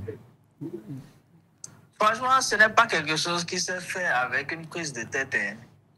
Moi, je dis toujours, je ne sais pas trop sa version, mais bon, moi, je me dis, honnêtement, en Afrique, ce qu'on appelle producteur, dans le bon sens du terme, ça n'existe pas. Par contre, il existe des personnes... C'est quoi ça? Chocolat. Ok. Par contre, il existe des personnes qui accompagnent les artistes pour les aider à atteindre leurs objectifs. Tu vois, donc moi, j'avais déjà assez accompagné Fanik. Maintenant, le problème est ça lui-même. Je lui ai dit au début, frère, tu n'as plus besoin de label pour continuer ta carrière artistique. Mais lui, il avait ce poids-là qui lui pesait dessus, la peur d'affronter le truc seul. Seul, ouais. Tu vois, donc ce par quoi il est passé, Vano exactement est passé par là. Quand Vano il est venu me dire, j'ai signé à Universal, il va te dire que je lui ai dit, bro, tu n'as pas besoin d'Universal. C'est moi qui ai dit à Vano, si tu veux gagner de l'argent, tu dois chanter. Il dit, je ne peux pas chanter. J'ai dit, Vano, tu vas chanter, tu veux gagner de l'argent. Même Fanny qui est là, je lui ai dit ça, il voulait rapper avant. Je lui ai dit, tu veux pas dire que tu es fort ou bien tu veux vivre de ton art. Il y a une nuance. Il y a une nuance, c'est deux choses différentes, quoi. C'est deux choses différentes. Parce que être fort ne remplit pas l'argent en Afrique. Rapper là, tu vas rapper. Qu'est-ce qu'on n'a pas rappé? Tu vas rapper lentement, tu vas faire des techniques, tu vas faire des punchlines, des allégories, tu vas faire tout ce que tu veux dans la vie. Mais au final, tout ce que tu vas récolter, c'est soit tu vas baiser les go, ou soit tu vas te dire tu es fort. Personne ne va acheter ton CD. Personne ne va aller streamer tes sons. Mais donc, quand moi je vois ce combat sur les réseaux, moi je ris seulement. Mais j'ai une question pour toi par contre. Bon, ça c'est peut-être il y a quelques années, mais aujourd'hui, qu'est-ce que tu penses du rap et qu'est-ce que tu penses de l'afro? C'est quoi la différence pour toi aujourd'hui? Déjà, il faut savoir que rien ne se crée, tout se transforme. Ouais. L'époque du rap actuellement est passée. Si l'époque du rap marchait, je vous dis que Booba continuerait. Booba n'allait pas chanter dans sa vie. Ça, c'est vrai. On est tous d'accord sur ça. savent. Parce qu'en chantant des mélodies, on sait tous que c'est do, ré, mi, fa, sol, la, si, do. En chantant des mélodies, lorsque tu chantes, tu touches plus les âmes que lorsque tu rappes. Le rap, on va dire, oh, ça pète les tympans et tout ça là. Et le rap est plus consommé par des puristes. C'est ça le problème. Et ça évolue. Aujourd'hui, maintenant, nous avons vécu le rap. Maintenant, on dit rap chanté. Nous voyons des gens qui chantent avec des punchlines de rappeurs, mais on les traite de rappeurs. Et en fait, je ne sais pas si vous voyez la nuance. Oui, bien sûr. C'est extrêmement profond, en fait.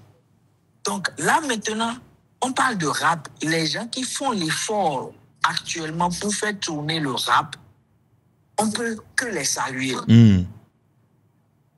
Mais tu vas faire des sons rap, il y a une différence entre faire un hit et faire un classique. Ouais, ça c'est vrai. Le hit, d'ici 2 mois, 3 mois, c'est déjà mort. Pas un autre hit, il est remplacé par un autre hit. Voilà. Le classique, c'est dans la durée. Il reste longtemps. Et ça fait que aujourd'hui, on ne peut plus forcément parler d'afro. Parce que lorsque la Mapiano est venue, tous les Nigériens ont sauté dans la Mapiano.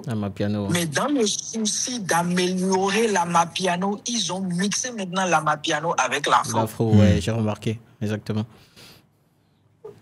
Et c'est comme ça aujourd'hui. Rien ne se crée, tout se transforme. Donc, on parlait d'afro à un moment, même les Sud-Africains faisaient l'afro. Les Sud-Africains sont venus avec la Mapiano. La Mapiano, les Nigériens sont partis dans la Mapiano et dans le souci d'améliorer la Mapiano, ils ont commencé par ramener l'afro dans la Mapiano. Et ça s'est exporté partout dans le monde. Partout dans le monde, ouais. Même les Asiatiques aujourd'hui font de l'afro mixé avec de la Mapiano. C'est fou, en fait. Ouais. Donc, pour le moment, on est en train de parler de ça. Mais peut-être dans 2 ans, dans 3 ans, ça va encore changer. Quelque chose d'autre va venir. Ça, il y a tout le temps des mises à jour. Tu penses que c'est encore possible que des rappeurs de chez nous pèsent comme à la belle époque, à l'époque? Ça va être compliqué. Ça va être compliqué. On n'a qu'à juste se dire la vérité, ça va être compliqué. C'est mieux juste de faire de l'afro, quoi. Non, pas de faire de l'afro. C'est mieux de mixer. Tu vois, par exemple, quand tu prends tous les albums d'aujourd'hui, il y a du rap et il y a du R&B ou du rap chanté. Chanté, ouais. Si tu prends les plus gros titres, par exemple de Imra sur Internet, tu vas remarquer que la plupart sont chantés. Les plus gros titres de Didi B sur YouTube, c'est chanté. Ce n'est pas le rap. Normalement, déjà, cette analyse devrait pousser la plupart des gens à faire ce qu'on appelle quoi? Une étude du terrain. Aujourd'hui, peu importe ce que tu diras, par exemple, tu ne peux pas mettre un Crisba sur une scène d'un baiser ou bien d'un Gégé Lapino. Tu peux mettre du Gégé Lapino sur une scène de Crisba. C'est pour te dire à quel point, en fait, c'est compliqué. Et une chose aussi que les gens ont du mal à comprendre dans le showbiz béninois, c'est parce qu'actuellement au Bénin, nous avons de plus en plus d'illettrés que beaucoup d'artistes qui chantent en langue locale ont pu sortir leur tête de l'eau. C'est vrai. Punchline. Nous, là, qui rappons fort, est-ce que tu penses que les gens qui n'ont pas été à l'école peuvent comprendre? Non, jamais. Les punchlines que moi je faisais à l'époque en 2008-2010, c'est aujourd'hui que les gens sont en train de comprendre ça. 10 ans après. Il était en avance sur son temps. Ouais. 15 ans en arrière. Il dit qu'il était en avance sur son temps. Ce n'est pas ça, j'étais juste cultivé. Ça s'appelle aller à l'école. Aujourd'hui, les gens ne veulent plus aller à l'école. Il y a un nouveau programme. Je suis sûr que d'ici là, maintenant, ils vont commencer par faire comme les États-Unis, en tout cas le système anglophone. On vous donne un devoir et on vous donne les réponses A, B, C. Mais si tu es fort dans technique, tu vas passer. Dans technique, tu vas passer. Ouais, merci beaucoup, mon gars. Non, on est ensemble. C'est gentil. Non. Tu peux voir mon numéro chez Fanny Gagnon. Ça marche.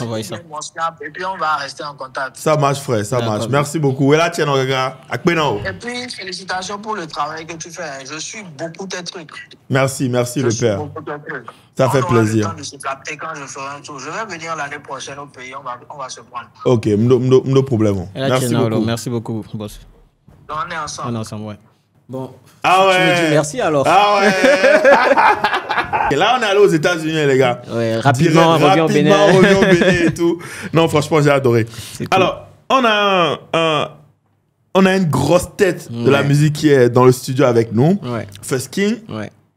Qu'est-ce que tu aimes chez First King et qu'est-ce que tu n'aimes pas? Et je sais que tu dois répondre à la question parce que vous avez collaboré ensemble. Donc, travailler ensemble avec quelqu'un, ça te permet de savoir ce que tu kiffes chez la personne. Je ne vais pas te mentir. Oui, vas-y, encore une fois. Non, honnêtement, je ne vais pas te mentir. J'aime tout chez First King. Ok. Même devant lui, c'est quelqu'un qui... C'est pas parce qu'il a dit? Non, même pas, mon gars. Honnêtement, c'est quelqu'un il est très respectueux. Il est très humble. Il comprend toutes les situations. Il est très patient, tu vois. Et il se prend pas la tête, tu vois. Et quand ça va pas, il te dit aussi que ça va pas, tu vois. Mais franchement, il a félicité. Franchement. Et pour tout le talent qu'il a, ce style de musique qu'il a rapporté dans côté... C'est pas, il a une manière de chanter. J'avais jamais entendu ça au Bénin, tu vois. Et ce qui le caractérise? Non, ça le met directement... Tu sais, il y a beaucoup de gens qui chantent en fond, mais sa manière de chanter, c'est comme... il apporte un truc nouveau, en fait. C'est différent de toutes les manières de chanter, tu vois. Ce qui fait que beaucoup de gens vont peut-être l'appeler le philosophe, tu vois. Il a son truc à lui, il respecte ça et c'est ça qui le fait marcher. Et moi, franchement, il me dit toujours... j'ai vraiment envie d'amener ce style à l'international et je lui souhaite le meilleur pour ça. Beaucoup de chance. Ouais. Beaucoup de chance à First King. T'as rien que tu n'aimes pas chez lui? Honnêtement, je te cache pas. J'ai sûr qu'au moins je vais donner le nom de quelqu'un. Peut-être lui, il va trouver quelque chose que First King, qu'est-ce que tu... Bon, je vais demander ça tout à l'heure. Voilà. Tout à l'heure, je vais demander ça. Non, parce que j'espère au moins je vais te donner le nom de quelqu'un et tu vas me dire ce que tu n'aimes pas chez la personne. Dis-moi. Sinon, ce serait comme si tous les gens là, tu n'as rien que tu n'aimes pas. Dis-moi. Vano. Ah, bah là, je vais forcément dire quelque chose. Ok. Non, les révélations, vas-y. Tu sais, c'est un très bon ami. Honnêtement, on s'aime de fou, tu vois. Et c'est pas... je vais pas vous le cacher. Vano, il m'aime super bien. Et il me le cache pas encore que... Souvent, je fais des trucs, il prend ça vraiment mal, mais il n'arrive pas à me dire ça sur place. Tu sais ce qu'il fait? Il va le dire à mes amis. Ah, Fanny, qu'il a fait ça, j'ai pas aimé. Ah, Fanny, qui a fait ça. Et quand on va se retrouver solo, il va faire... Ouya, tu vois, là, il me dit la vérité. Ça peut faire 1 an. Je te dis, on avait il m'en voulait sur quelque chose. Ça fait peut-être des années. Ça m'a fait, je pense, 3 ans. C'est avant ma tournée à Nati qui me l'a dit, tu vois. Et on a pu s'entendre sur ça, tu vois. Mais pendant ces 1 an, je te dis, on se voyait toujours. On riait, on jouait au billard. On va se jouer au billard, on se rencontre toujours. Et c'est quelqu'un de... En tout cas, avec moi, je ne sais pas avec les autres, mais je l'affectionne beaucoup, je le respecte beaucoup. Et je pense qu'au début, même jusqu'à aujourd'hui, pour moi, le meilleur artiste du Bénin, c'est Vano. Tu vois, il a cette place-là qu'il mérite, qu'il gère vraiment son truc, tu vois. Et voilà. Hein. Et qu'est-ce que tu n'aimes pas chez lui? Qu'est-ce que j'aime pas chez lui? Qu'est-ce que j'aime pas chez Vano? Qu'est-ce que j'aime pas chez Vano? Ah, il est trop tête en l'air, ça me saoule ça. Explique, qu'est-ce que tu dis pas, il est trop tête en l'air? Tu vas l'écrire aujourd'hui, genre, c'est comme... Tu vas penser, hein, mais il te fait pas la star, il est vraiment comme ça, il est vraiment tête en l'air, il faut lui rappeler les choses, ça me saoule ça. On doit faire un truc là, tu vas lui rappeler ça peut-être 1000 fois, tu vois. Sinon, à côté de ça, honnêtement, c'est quelqu'un qui est vrai, hein, s'il n'aime pas quelque chose chez toi, il te dit ça là, direct, tu vois. En fait, ce qui est bizarre avec son truc vraiment de il ne lit pas les messages, au début, je croyais que c'était avec moi. Mais j'ai remarqué, je lui envoie des messages, il ne répondait pas. Mais quand je l'appelle, il décroche. Je dis, mais t'as fait des messages, on n'aime pas. Et je croyais qu'en fait, il m'ignorait. Et après, en fait, quand j'ai eu Assel, Assel, il est passé sur l'émission 2 fois. Assel, je posais la question à Assel, Assel m'a dit, non, en fait, par contre, il répond jamais au message. Je dis, ah bon, il te fait ça à toi aussi? Il dit oui. Et là, fais ce qu'il vient de confirmer, tu viens de confirmer aussi. Bon, je pense qu'il fait ça avec tout le monde. La dernière personne que je vais te demander, je vais essayer de demander une femme. C'est Simé. C'est Simé. Ah, la grande sœur, moi, je la respecte beaucoup. Elle et moi, on n'a aucun problème. Frérot, j'ai aucun problème avec elle. Je l'aime beaucoup. Qu'est-ce que tu aimes chez elle? Bisous, ma reine. Elle est dans son coin. Tu remarques ça? Elle est vraiment dans son coin. Elle... je sais pas. Et je pense encore plus dernièrement, elle est beaucoup dans son coin. Ce qui je sais pas, c'est... Je sais pas, peut-être beaucoup d'expérience, tu vois, beaucoup de choses qui se sont passées. Et ça diffère un peu. Ça l'a un peu remis dans son coin. Oui, Quoi. ça diffère un peu du Cécile qu'on avait connu, tu vois. J'espère qu'elle puisse surmonter tout ça et revenir bien heureuse, toute contente, avec beaucoup de bonnes vibes, comme on la connaissait. Ouais. Sinon, franchement, c'est une très bonne personne. Ouais. Et qu'est-ce que tu n'aimes pas chez elle? Frérot, moi, est-ce que je peux oser dire? Non, pas oser dire. Oser ne pas aimer quelque chose chez elle. Mais moi, je fais mon travail. J'aime bien tirer les choses. Non, mais il n'y a rien, frérot. Il n'y a rien. Fannick, 3 leçons business que tu as prises de ta carrière. Pour moi, c'est la question la plus importante de l'émission. Quelles sont 3 leçons que tu as retenues de ta carrière sur comment vivre de ton art? Comment réussir et vivre de ton art? Première chose, l'humilité. Okay. Deuxième chose... Tu peux développer un peu à chaque fois. Hein. Ouais, après, il faut vraiment savoir gérer son argent. Je kiffe. Ouais, non, de fou. La musique, ça va très vite, tu vois. Et on en sort plus qu'on en gagne, tu vois. Toujours dans le but de passer à la prochaine étape, quoi. Passer à la prochaine étape, perfection, se surpasser, tu vois. Montrer, c'est pas la musique, c'est beaucoup d'argent, tu vois. Et pour être dans les règles, pour être... regarde, je t'avoue que depuis Oculus, je vais pas te mentir, je me sens trop... c'est maintenant que je vois que je suis artiste. Comment? Je sais pas. Je sais pas comment t'expliquer ça. C'est à cause de quoi? Des cachets ou de quoi? Je sais pas, mais... Là, tu te sens respecté, quoi. Je me sens respecté. Il y a trop de choses qui vont avec, tu vois. Et c'est là que je vois que la musique, c'est pas du jeu, tu vois. Mais plus t'en sors, moins t'en gagnes, mais tu te fais respecter, tu vois. Troisième truc,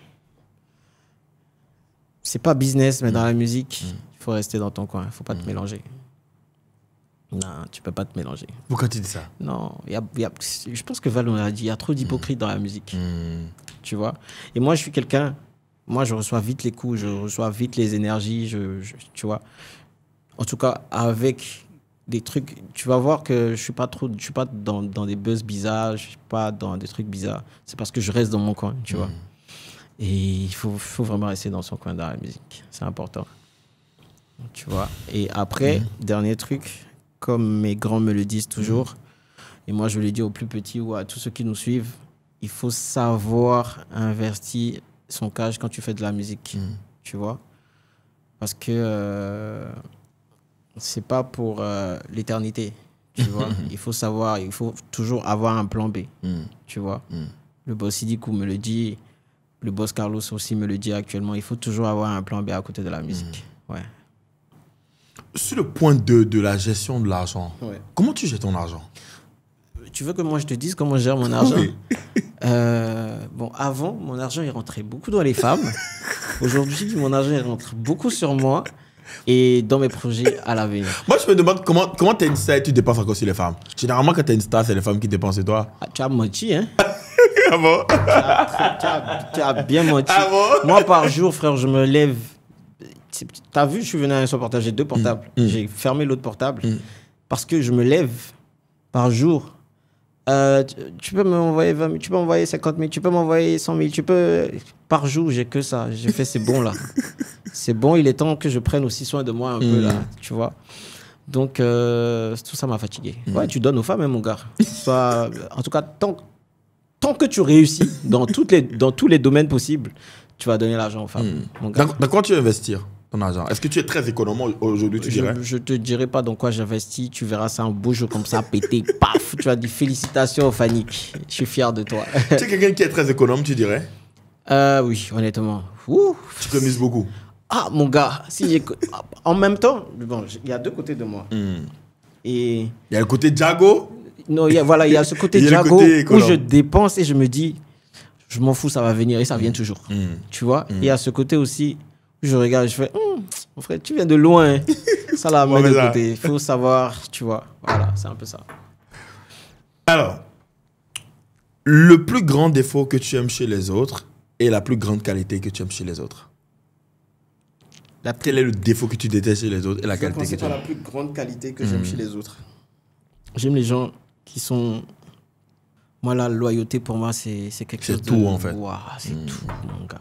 C'est tout. Je pense que dans la loyauté, tu vois, fidélité, respect, quoi encore? Il y a trop de choses dans la loyauté pour moi, tu vois. Défaut, frère, il faut être loyal avec moi. Non, t'as pas le choix de choisir la même chose. En fait, ou le contraire de la chose, de la qualité. Soit t'es loyal, soit t'es loyal, en fait. Non, c'est quelque chose qui, même en relation, c'est quelque chose que... C'est la chose la plus importante pour toi. Oui, que ce soit ami ou en couple, je sais pas. Il faut être loyal, en vrai. Ouais. Et il faut se dire les vérités, quoi, tu vois. Il faut pas passer... J'aime pas. Moi, je dis vrai. Je dis, même quand je te trompe, ma bouche va venir te dire avant qu'on vienne te dire. Moi, je viens te dire d'abord, bébé, j'ai fait quelque chose. Tu as dit que tu avoues quand tu trompes. J'ai fait quelque chose. Mais le problème, c'est que je ne trompe pas d'habitude. Ah, mais là-bas, chez moi, je suis en couple. Moi, il y a une... Mais c'est souvent la base, en fait, tu vois. Et j'ai une go... C'était tellement la base que c'est la base. Elle est venue me dire une fois, deux fois, bébé, je t'ai trompé. J'ai pardonné une fois, deux fois, mais la troisième fois, je n'ai pas pardonné. Quoi? Ouais. Bah, tu te dis à ça? Tu te dis à Fannick et tout? Bien sûr, frérot. Tu penses... Hey, ça me rappelle Fesking. Mais on va tromper tout le monde, mon gars. J'entends, tu es trop... Toi, t'es trop qui pour qu'on te trompe pas, mon gars. En fait, moi, je me demande qu'est-ce qui se passe dans la tête des femmes, en fait. Qu'est-ce qui se passe dans la tête des hommes? Qu'est-ce qui se passe dans la tête des hommes, Non, mais attends, mon gars? comment une femme peut te tromper? Non, regarde, même comment une femme peut tromper Fesking? Tu peux avoir tout l'argent. Oui, mais pourquoi? Qu'est-ce qu'elle cherche encore? Mais qu'est-ce qu'elle cherche encore? Moi, je suis tombé sur des femmes, frérot. Elles sont avec des gars qui sont immensement riches. Et c'est peut-être après que j'ai su. Elles ont tout. Mais frérot, elles ont pas... Il y a des choses souvent qui manquent. Tu peux avoir tout l'argent. Donc elles n'ont pas de loyauté, quoi. Bah, écoute, frère. Tu penses que toi, t'es trop qui? Ah, bah, écoute. Mais en fait, tu sais, quand on est homme et qu'on grandit dans la société, quand on était back then, hometown, quand on était petit, on se dit, si on grandit et qu'on réussit, on devient célèbre, on devient riche, on devient. Le plus on check, on cause des cases, bah le plus en fait, on met toutes les chances de notre côté que ce genre de truc ne nous arrive pas. Bah, ou bien, tu es d'accord avec moi? Le truc, c'est que Dieu mette sur ton chemin la bonne femme. Ouais, c'est ça. C'est tout, mon gars. Et il y a des bonnes femmes, en vrai. Peut-être toi, tu vas pas les aimer. Mais Dieu t'a envoyé le truc pour te stabiliser. Toi, tu dis non. Moi, je veux le démon. C'est le démon. Et plus t'as mal. Alors que franchement, il y a des bonnes femmes, mon gars. Si tu dis il y a de bonnes femmes, comment tu expliques qu'à 33 ans, tu es toujours célibataire? Je suis tombé sur des bonnes femmes. Mais je ne sais pas faire semblant. Si je t'aime pas, je peux pas. Tu vois. Je veux tout donner, en fait. Tu vois. Et moi, je suis quelqu'un, je donne. Tu vois, quand je suis en couple ou quand j'aime vraiment, je donne, tu vois. Mais je peux pas faire semblant. Je peux pas soit parce que tu as de l'argent, je vais profiter, rester avec toi en couple, non, ou parce que je sais pas, tu vois. Je veux être en couple, aimer, et que ce soit réciproque, tu vois. Voilà, je sais pas faire semblant. Tu as déjà été en couple avec des gens avec qui c'était pas réciproque? Toi, tu les aimais, mais c'était pas réciproque? Mon frère, est-ce que tu peux savoir avec les femmes aujourd'hui, le gars? Ce qui explique tous mes goûts, mon gars. Tu peux pas savoir, mon gars. Non, mais c'est quand même fou que, tu vois, que ça me rappelle un peu le son de Ashake quand il dit You have all the success in the world, but you still feel lonely. Genre, tu as tout le succès du monde, mais tu te sens toujours seul. C'est pour ça que je mets loyauté. L'amour, franchement, quand tu aimes, tu peux pas. Quand tu aimes vraiment, tu peux pas arrêter d'aimer. Tu vois, tu peux vraiment pas arrêter d'aimer. C'est à la vie, à la mort, quoi, tu vois. Donc, du jour au lendemain, on dit on t'aime plus.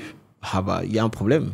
C'est qu'à la base, on t'avait jamais aimé. Non, il y a un problème, en fait. Après, il y a des trucs qui peuvent casser l'amour. Ça, c'est... Mais... On va pas parler de lover ici, en fait. Allons-y. Ta plus grande qualité et ton plus grand défaut. Ma plus grande qualité. Et ton plus grand défaut. Je suis loyal. Mon plus grand défaut. S'il te plaît. Fanik le loyal. S'il te plaît, c'est quoi mon défaut? Mais dis-moi en fait. Dis la vérité ici, manager. Non, sérieux, dis. C'est quoi mon défaut? Tu dis? Quoi? Mais est-ce que non, ça sera pas la même chose, c'est clair. Fansky, c'est quoi mon défaut pour toi? Non, quand Ah, okay. Mais c'est quoi mon défaut? C'est quoi mon défaut? Non, selon toi. Pas, selon toi même, personnellement, c'est quoi mon défaut? J'écoute pas les gens. Bon, ça, on connaît ça déjà. Bon, à part ça. Bon, peut-être trop introverti aussi. Bah, je te disais ça tout à l'heure. Ouais. Et c'est pas de ma faute, je suis désolé. Ça va toujours rester comme ça. Ouais. Mais quand même, je trouve quand même que tu as fait des efforts. Tu as fait des efforts. Et tu t'es livré. Tu as remarqué que quand on a eu notre petite conversation là, derrière la caméra, quand la caméra s'est coupée, les gars, vous êtes d'accord ou pas? Ouais, la conversation était différente. Je connais mes gars. Tu sais, en fait, quand on a fait la première partie de l'interview, les gars sont venus me voir. Tu vois, on était en train de parler quand tu es rentré, non? Ils se disent, ah, boss, c'est un peu trop. Bon, vous avez trouvé la deuxième partie comment? Oui, là, ça va. Là, on a notre truc. Tu vois. Après, avec la régie et puis à post-prod et tout, on va savoir comment mixer et tout. Ouais, voilà. C'était important. Je pense que tout le monde. Les gens doivent faire confiance pour s'ouvrir. Ouais, tu vois, les gens, quand ils se rencontrent au début mais et la tout... confiance, c'est dur aujourd'hui. C'est dur. Excuse-moi, mais... C'est dur. Voilà. Je suis d'accord, c'est dur. Même si je ressens de bonne énergie venant de toi, je ne peux pas m'ouvrir complètement. C'est impossible. C'est ça. Non, franchement, moi, je pense que dans un monde du showbiz aussi sensible, franchement, où personne ne fait confiance à personne... Il faut avoir une réputation qui te précède. T'as vu? Ouais, je pense. Et je crois que si tu as la réputation de quelqu'un qui, sait quand même respecter les autres et sait quand même, travaille aussi pour l'intérêt des autres, je pense que ça va. Quoi. Exactement. Fanik, on est à la fin du podcast. C'est quoi ton mot de fin? Qu'est-ce que tu veux nous dire? J'ai fait quoi? J'ai fait Nasty. Ouais. J'ai fait Benito Sou. C'est un plaisir pour moi parce que ce soit... vous faites partie des podcasts... des meilleurs podcasts du Bled. Et de l'Afrique francophone. De l'Afrique francophone. Faut pas nous négliger. Il faut encourager ça. Et franchement, je vous souhaite beaucoup de réussite à vous tous. Franchement, à vous tous. Et que vous soyez connus au-delà des frontières. Voilà, c'est un peu ça. Amen. Merci beaucoup. Et on a été nominé d'ailleurs dans la catégorie des meilleurs podcasts de l'Afrique francophone. Super, par la grâce de Dieu. Amen. Je crois que les votes doivent se passer à la fin du mois, je crois. Quelque chose comme ça. Et je suis très content aujourd'hui quand je vois l'audience du podcast. Le public qui nous écoute le plus, c'est en France. C'est la diaspora. C'est la diaspora. Tu vois, 37% des gens qui nous écoutent, ils sont dans la diaspora. C'est important. Et ensuite, à le Bénin, bien sûr. Ensuite, à la Côte d'Ivoire. Ensuite, à le Togo, etc. Donc, on va continuer le bon travail. On va aller au-delà des frontières. Merci à toi. Merci à toi aussi. D'avoir accepté l'invitation, de t'être livré. Je sais que ce n'est pas toujours facile. Mais on a parlé de plein de trucs. Et je te jure que je viens de te piquer une belle idée. Ah ouais? Ouais, l'idée où tu as appelé Blaze et tout, etc. Je trouve que c'est une idée très originale. Ça se fait aux États-Unis fréquemment. Beaucoup d'émissions incorporent ça et tout. Ça crée, tu vois, des conversations intéressantes. Je trouve que ça peut être intéressant au fur et à mesure des émissions comme ça, d'appeler, tu vois, des personnes comme ça et tout pour des petites séquences. Ça sera un petit plus. Ouais, ça peut faire un petit plus. Le petit plus de Fanico. Le petit plus de Fanico. Bon, gars, merci beaucoup. Les gars, Fanico a dit un truc. Tu as dit dans les 3 ou les 2 prochains sons on va avoir une direction artistique complètement différente. Ouais, dans les 3. Dans les 3 prochains sons qui sortent.